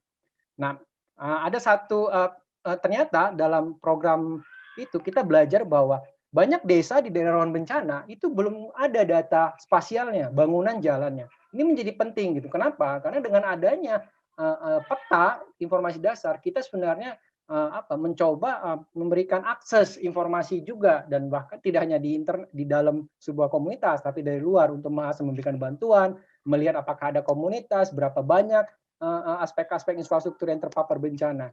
Akhirnya kita inisiasi pemetaan crowd mapping menggunakan OpenStreetMap bersama anak-anak muda. 150-an orang ikut, 62% adalah anak muda umur 18-24, dan sisanya itu adalah anak-anak ya, seperti di slide. Itu remaja maksudnya, 15 sampai berapa kemarin, 17 atau 18. Kemudian dalam waktu seminggu, 750.000 bangunan itu terpetakan di desa-desa yang rawan bencana. Sebelumnya tidak ada data bangunan dan jalannya. Dan 625 km jalan itu terpetakan. Nah, itu yang bisa dilakukan oleh anak muda dan anak-anak kalau kita memfasilitasi mereka dengan teknologi yang ada. Ini hanya bagian kecil dari upaya-upaya pengurangan risiko bencana. Banyak lagi hal lain yang bisa kita kembangkan. Nah, juga ada kita mengembangkan ketika perubahan iklim itu kan adalah dimensi pengetahuan yang kompleks ya. Bagaimana kita menyederhanakannya? Kita bersama komunitas, fasilitator desa, pendamping desa, guru-guru dan anak-anak muda belajar bagaimana yuk pahami pola cuaca kita, iklim kita gitu ya. Itu misalnya paling sederhana, pantau yuk curah hujan kita. Nah, memang sudah ada itu dilakukan, tapi bagaimana yang berbasis komunitas? Bagaimana menjadi lab bersama? Akhirnya kita bangun, kita kapasitasi, kemudian dipasang, disebar di beberapa sekolah dan desa. Kita menggunakan teknologi yang sudah ada, karena menggunakan prinsip digital development, ada Kobo Collect, bisa open data, macam-macam ya. Ini intinya platform open data kit. Nah, kita sebar, kita strukturkan, dan itu dilatih cara mencatatnya secara sederhana. Nah, itu akhirnya teman-teman bisa memonitor curah hujannya. Nah, kalau kita lihat di sini, nah ini prosesnya. Nah, ini menarik gitu. Ini masih sangat tahap awal gitu. Namun kita sebenarnya meletakkan bahwa yuk masyarakat, anak-anak itu bisa berpartisipasi dalam memonitor lingkungannya, belajar lingkungannya, bahkan berkontribusi terhadap gap data dan informasi yang which is sangat penting untuk pengembangan pengetahuan ke depan. Nah, ini dari sini misalnya kayak bulan Oktobernya ada rainfall-nya tinggi di atas curah 50 mm dan memang terjadi banjir dan longsor di SD gitu. Nah, artinya apa? Artinya ini sangat berpotensi jika kita libatkan anak-anak dan entitasnya ya, tentunya guru, orang tua, masyarakat untuk memonitoring ancaman-ancaman, resiko, bahkan pembangunan itu bisa gitu. Nah, perkaranya memang ada tantangannya. Nah, bagaimana itu bisa dimanfaatkan tajam untuk membangun kesiapsiagaan, peringatan dini sekolah. Itu bisa digunakan untuk pengetahuan, adaptasi terhadap berbagai shock and stress yang ada, whether itu bencana alam ataupun ekonomi ataupun lingkungan. Ini bagaimana standarisasi data gitu. Nah, ini bisa tantangan, bisa peluang. Kalau mau standar nggak jadi-jadi diambil datanya. Tapi kalau mau dicoba dikontekskan ke informasi lokal, boleh jadi memang datanya nggak standar, tapi mungkin relevan gitu atau kontekstual yang tentu bisa dikalibrasi. Alat.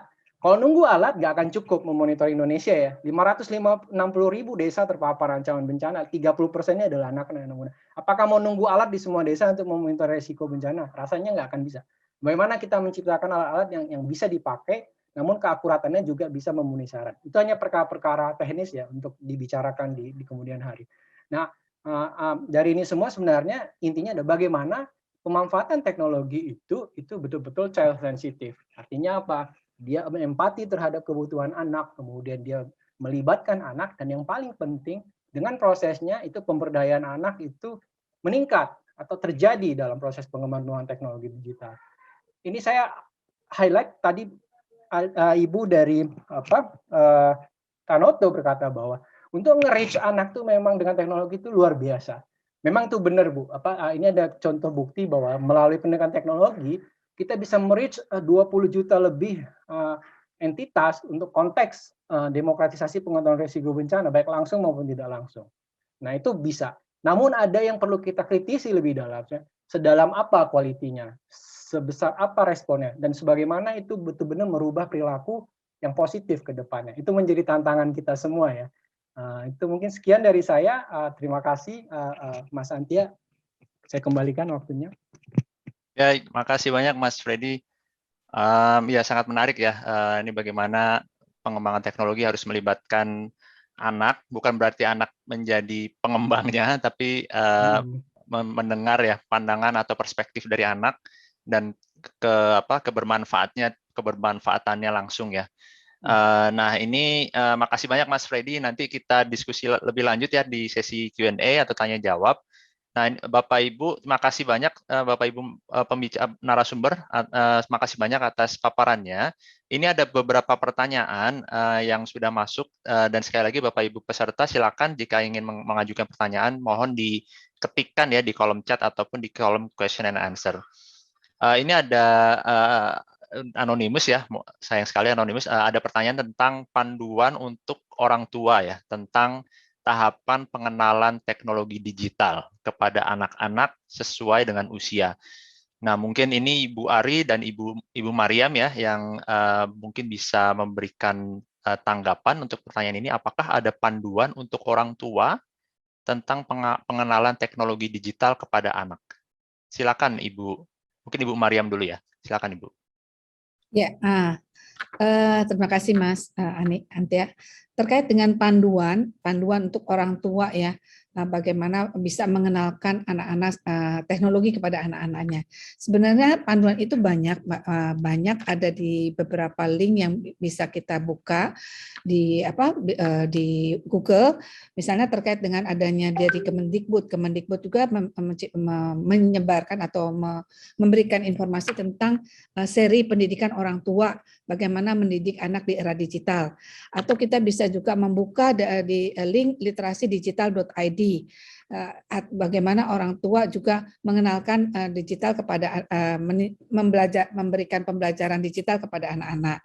Atau bisa juga kita bisa membuka terkait dengan link terkait dengan common sense. Terkait dengan common sense media.org.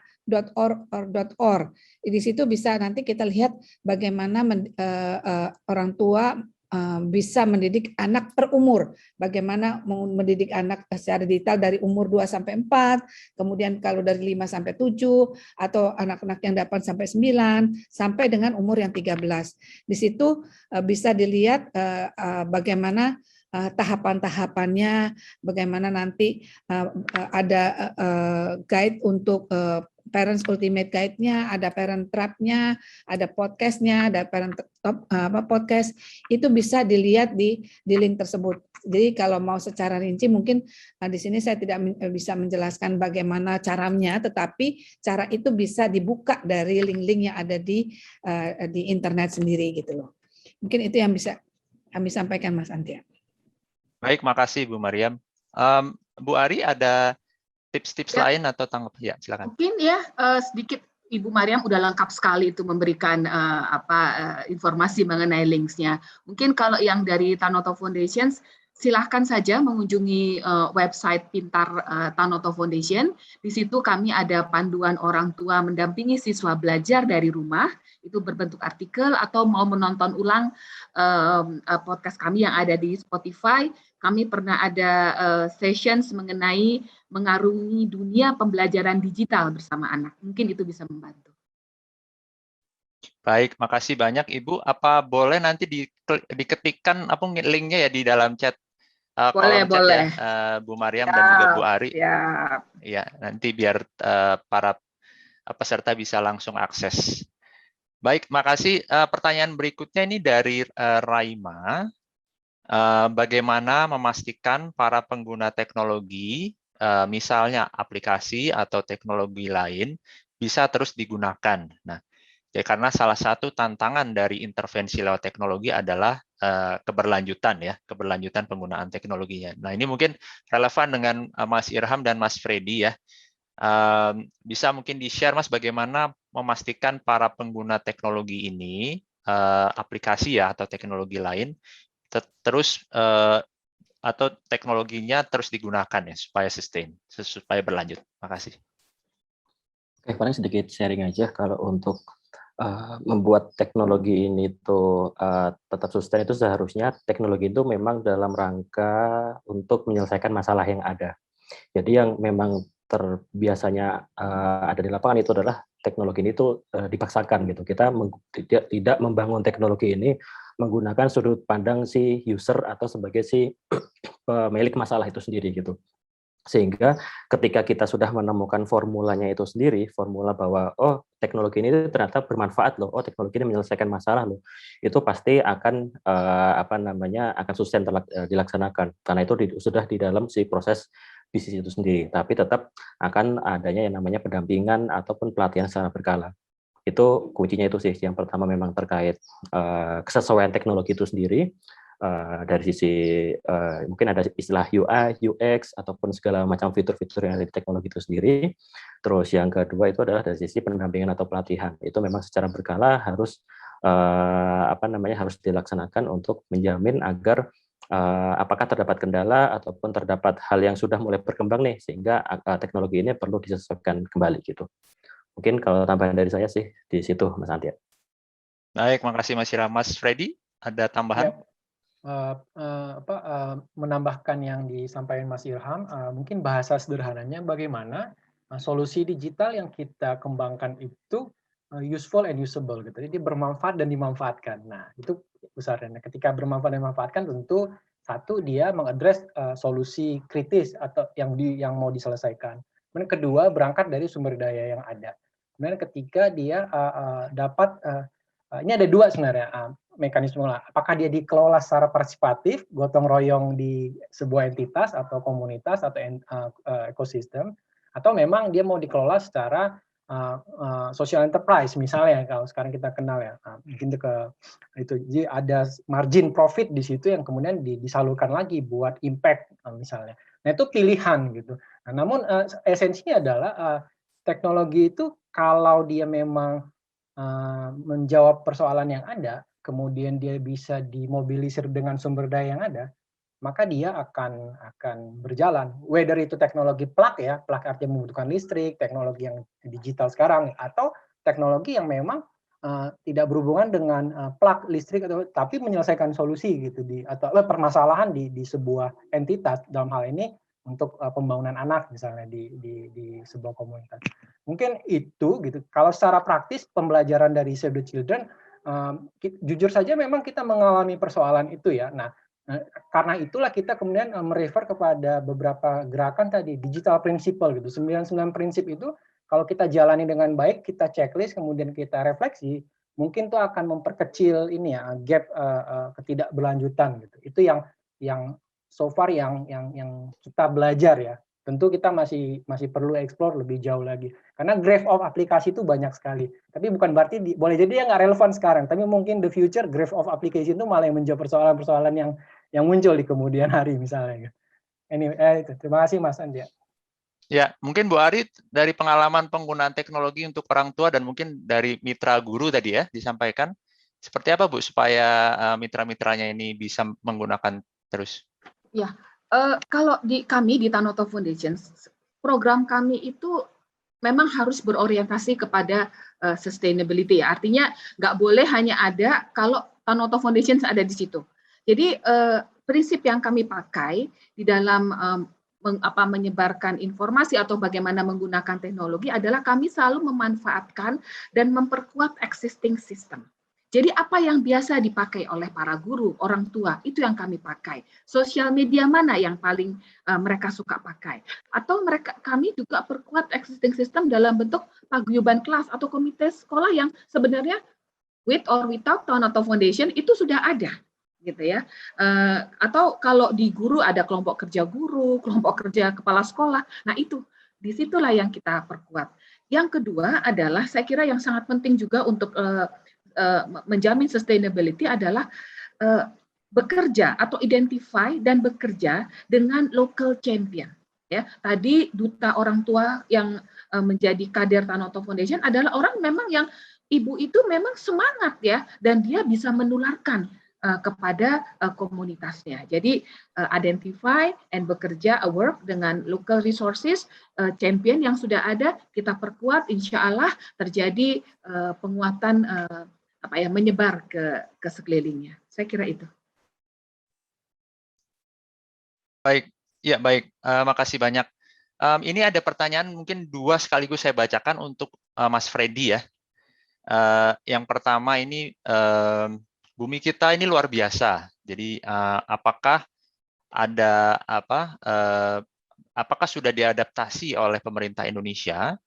Penting sekali untuk edukasi yang partisipatif. Ini dari kompas.com.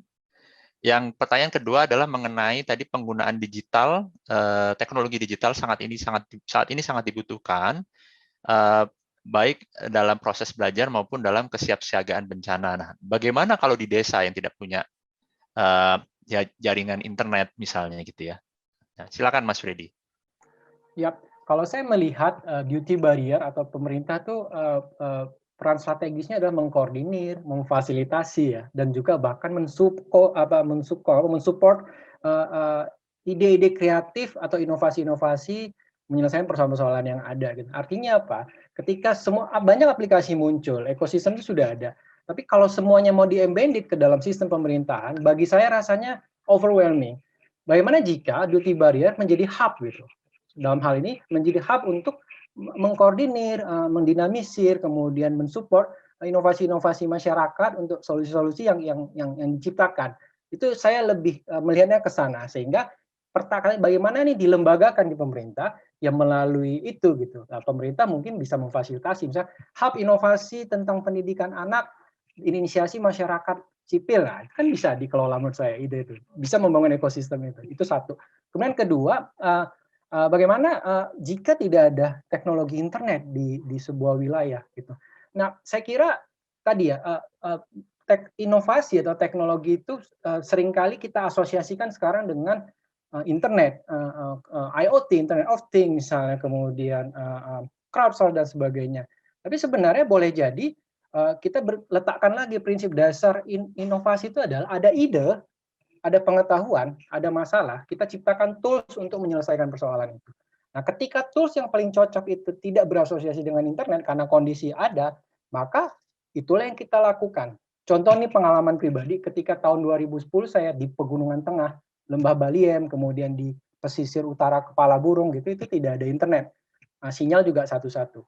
Tapi jaringan radio komunitas itu bisa diaktifasi. Akhirnya kita membangun sistem relay. Masing-masing desa ditentukan siapa melakukan apa, informasinya apa gitu, kemudian merelay informasi-informasi itu ketika ada kejadian. Contoh gempa Chili 2010 ya, Jepang Chili tahun 2010 benar. Kemudian Jepang ya, itu kan berdampak ya Papua. Akhirnya itu yang bisa dipakai merelay informasi. Tapi ketika mengharapkan SMS dan segala macam itu nggak ada yang tahu informasi itu. Itu hanya contoh kecil. Banyak lagi ya. Kemudian media-media yang sifatnya online juga bisa di reforming menjadi hal-hal yang sifatnya offline. Contoh tadi di aplikasi Bumi Kita, tapi kita belum melakukan. Banyak permainan aplikatif ya yang logiknya bisa kita lihat. Itu bisa aja ditransform menjadi ke permainan kreatif yang sifatnya online. Bisa itu. Nah, tinggal cari ahli mainan anak atau ahli budaya mainan anak, bagaimana ini ditransformasikan, dicetak kemudian disebarluaskan. Kan yang penting esensi cara belajar dan cara karakter belajarnya, toolsnya itu menyesuaikan dengan enabling environment-nya. Itu sih Mas Antia kalau refleksi dari kami gitu. Iya, mungkin nyambung ya. Tadi karena ada pembelajarannya ya. Nah, mungkin pengalaman dari Bu Ari dan juga Mas Irham sendiri ya. Ketika kita bicara tentang memberikan pembelajaran kepada anak-anak ataupun orang tua di daerah-daerah yang memang akses internetnya ataupun akses bahkan listrik gitu ya yang sulit gitu ya. Seperti apa ya sharing pengalamannya, apa yang dilakukan oleh Bapak Ibu untuk mengatasi hal itu gitu. Silakan Ibu Ari dulu, silakan ya. Ya. Mungkin gini, memang sih ya dalam situasi seperti ini tuh kita dituntut untuk kreatif ya. Kreatif untuk menemukan jalan gitu ya. Yang jelas kita nggak bisa kembali ke zaman dahulu ya sebelum pandemi itu. Jadi kita memang harus terus maju. Kalau ini nggak bisa, ya apalagi yang Nah, kami bekerja di salah satu daerah di Kutai Barat, di Kalimantan Timur. Ya, di situ memang internet sangat betul-betul unstable ya. Maka yang kami lakukan ya tentu dengan prokes yang ketat, kami bikin meeting point untuk menyampaikan informasi itu. Salah satu orang mungkin dia sudah mendownload pada saat dia di kota gitu ya. Nah, dengan informasi itu dia akan ketemu dengan beberapa orang tua yang lain di daerah tertentu gitu ya, mungkin berapa keluarga begitu untuk ketemu gitu ya. Tapi tadi dalam presentasi saya juga ada Ibu Tasmi tadi, dia yang mendownload, dia yang tahu informasi, dan pada saat dia bertemu dengan orang tua yang lainnya, dia cerita apa yang dia dapatkan informasinya. Jadi mungkin nggak usah semuanya yang harus mengakses internet ya, tetapi satu atau dua yang tadi saya bilang champion itu, dia yang bisa menyebarkan kepada yang lain. Jadi betul-betul memang harus kreatif ya untuk bisa menemukan jalannya gitu. Pakai juga mungkin pertemuan arisan atau paguyuban atau bahkan pengajian. Itu adalah salah satu cara yang terbaik bagaimana kita bisa menyebarkan informasi.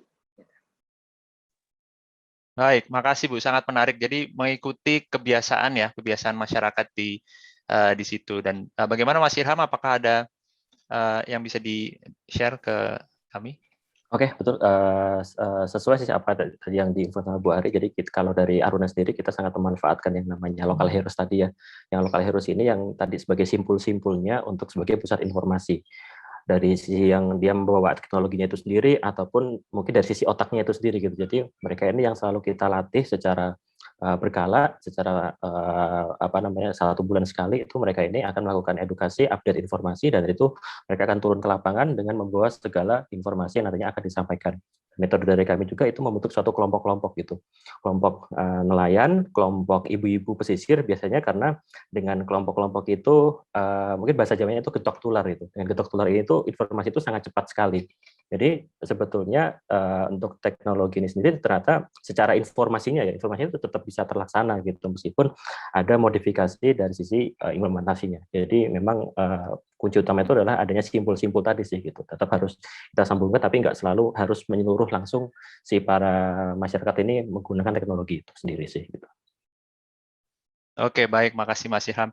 Nah, mungkin untuk Ibu Mariam, mungkin saya ingin tadi melanjutkan pertanyaan yang sebelumnya yang dari Kompas ya. Jadi mengenai adaptasi penggunaan atau adaptasi aplikasi-aplikasi yang sudah dibuat oleh masyarakat gitu ya, untuk mungkin penggunaan sendiri oleh pemerintah. Nah, apakah ini bisa dilaksanakan, Bu, atau tidak? Terus kemudian yang kedua, langkah-langkah apa sih sebetulnya yang sudah dilakukan atau sedang direncanakan untuk berkolaborasi dengan komunitas-komunitas masyarakat ini, Bu, terutama untuk pengembangan aplikasi dan informatika ini?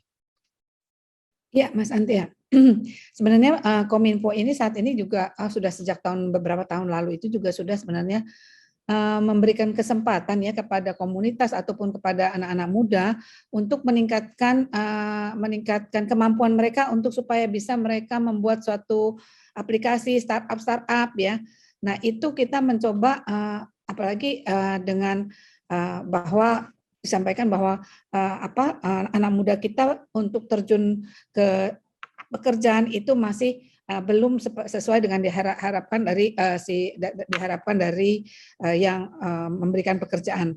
Oleh karena itu kita banyak sekali memberikan yang namanya edukasi, Mas.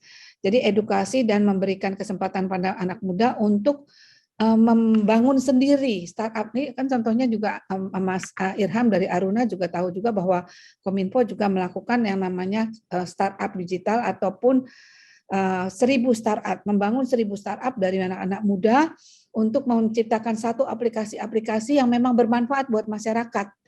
Nah, itu kita didik anak-anak, kita berikan materi, kita memberikan pembelajaran kepada anak-anak muda mulai dari ada 5 tahapan dari untuk menjadi startup. Nah, nanti kalaupun sudah mulai dari exhibition, kemudian dari kegiatan sampai pada dia bisa menciptakan suatu karya.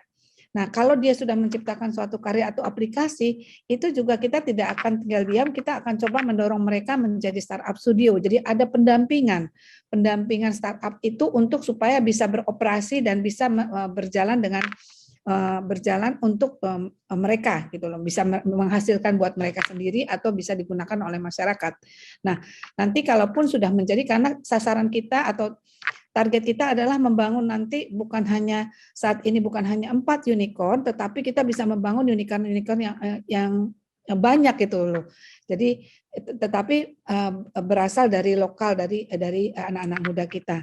Nah, selain tadi kita membuat startup, tadi disebutkan juga untuk anak daerah-daerah yang tertinggal seperti apa, kami juga melakukan yang namanya kegiatan literasi digital, Mas. Literasi digital untuk orang tua ada, ya, untuk anak-anak ada, untuk anak muda ada. Kita sesuaikan dengan umur. Kita sesuaikan juga dengan ada yang namanya digital skill, ada digital culture, ada digital ethic, ada digital society atau safety. Nah, itu yang kita kita lakukan sampai ke pelosok, sampai ke 514 kabupaten kota. Karena target kita adalah masyarakat yang terliterasi digital itu tahun 2024 sampai 50 juta. Literasi digital dalam arti bukan hanya bisa main internet ya, tapi bisa menghasilkan sesuatu gitu loh. Bisa internet itu bermanfaat untuk menambah atau punya nilai tambah bagi anak tersebut atau bagi seseorang. Sehingga tadi kita targetnya adalah tahun 2024 50 juta orang sudah terliterasi digital, dalam arti tadi dia sudah bisa menggunakan digital untuk meningkatkan taraf hidupnya sendiri, seperti itu, Mas. Baik, Bu, makasih. Kalau untuk tadi aplikasi misalnya sudah dikembangkan oleh startup ini atau mungkin dari lembaga masyarakat, apakah ada peluang untuk diadaptasi oleh pemerintah sendiri, Bu? Ini contohnya Aruna nih. Kita menggunakan Aruna, bekerja sama dengan Aruna untuk tadi dari programnya Kominfo kan kita menyampaikan atau meningkatkan taraf hidupnya dari petani, nelayan, UKM.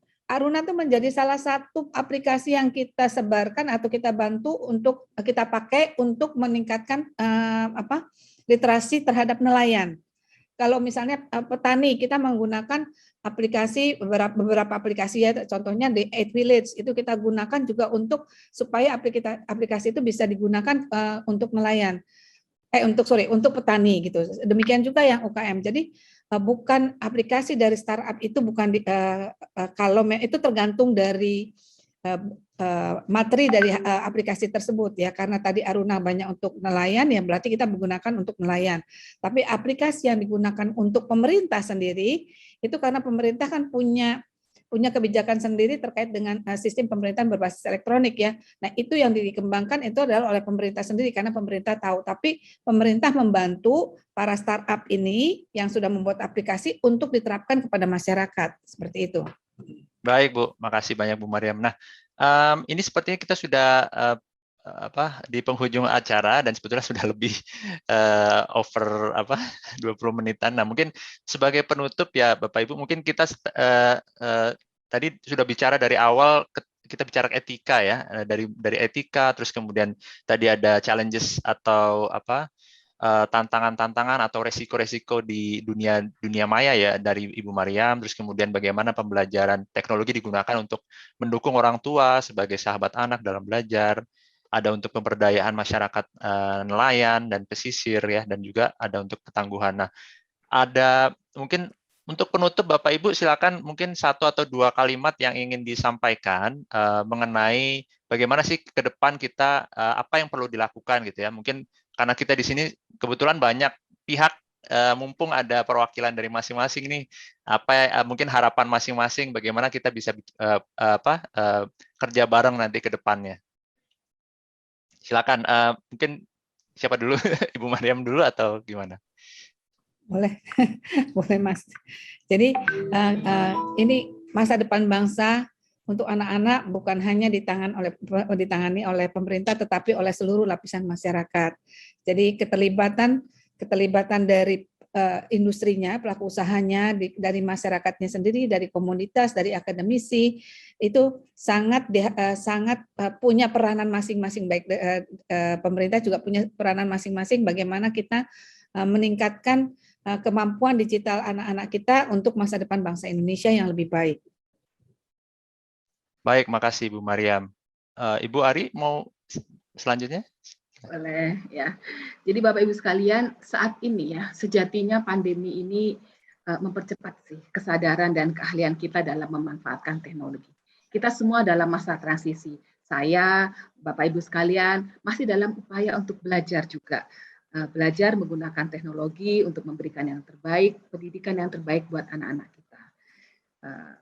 Sepanjang pagi tadi kita udah percaya bahwa era kenormalan baru ini membutuhkan teknologi sebagai teman pendamping kita untuk bekerja.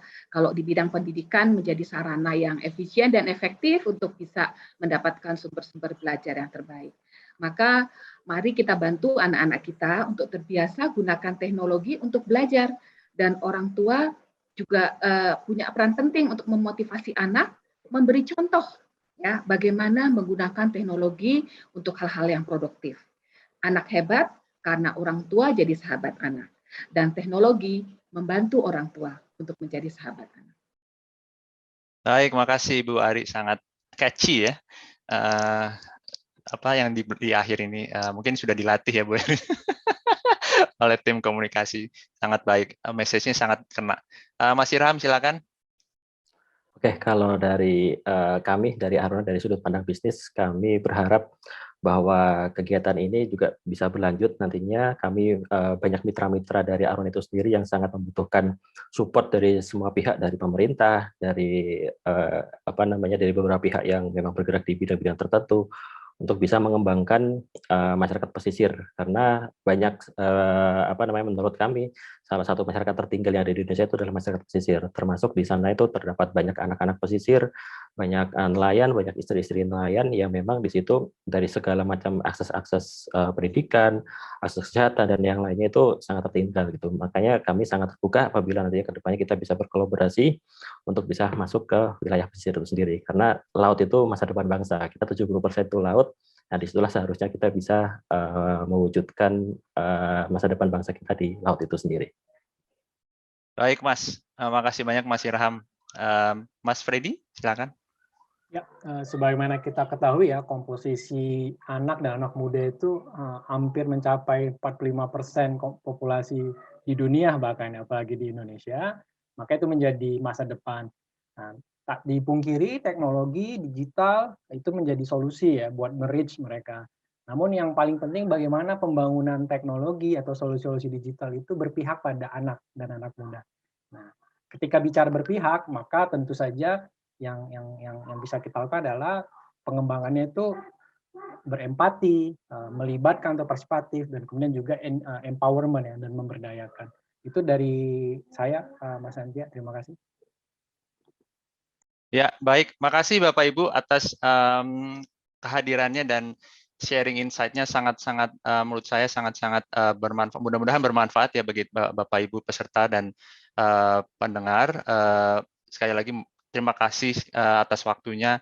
Mohon maaf jika ada kesalahan dari kami. Nah, mungkin terakhir ya dari kami Save the Children Indonesia, memang kami berharap ini semacam pemantik ya. Nanti ke depannya kita berharap kita bisa kerja bersama, terus kemudian bisa bersama-sama betul-betul. Kalau kami memang fokusnya adalah di tentu saja pengembangan dan perlindungan anak, dan nanti tentunya saya sih merasa ada banyak peluang ya untuk bekerja bersama dan mengutip pepatah, saya nggak tahu dari siapa, tapi kalau if you want to go fast, go alone, if you want to go far, go together. Jadi menurut saya kita memang harus kerja bareng-bareng karena ada banyak sekali yang bisa kita selesaikan bersama menurut saya. Dan harus bisa diselesaikan bersama-sama. Makasih sekali lagi Bapak Ibu sekalian. Kami juga mengundang Bapak Ibu untuk terus mengeksplor ya. Kami ada virtual booth, di sini ada sesi-sesi lainnya juga. Setelah ini ada sesi paralel dan kemudian besok juga masih ada satu lagi. Dan khusus untuk inovasi teknologi nanti ada sesi lagi di jam 2:30 ya. Di kelas tata kelola hak anak, itu nanti kita bicara tentang bagaimana kita menggunakan chatbot, blockchain, dan juga data analytics, data science untuk pengalaman Save the Children ya dalam menggunakan itu. Tapi tentu saja ada banyak sekali sesi-sesi lain yang sangat menarik dan juga virtual booth-nya silakan dimanfaatkan Bapak Ibu, mumpung ada, dan silakan juga memberikan masukan kepada kami jika ada kekurangan. Itu saja, salam sehat sekali lagi, semoga Bapak Ibu semua bisa melanjutkan aktivitas dengan baik. Wassalamualaikum warahmatullahi wabarakatuh. Terima Selamat siang. kasih, selamat siang semua, sehat selalu. Warahmatullahi wabarakatuh.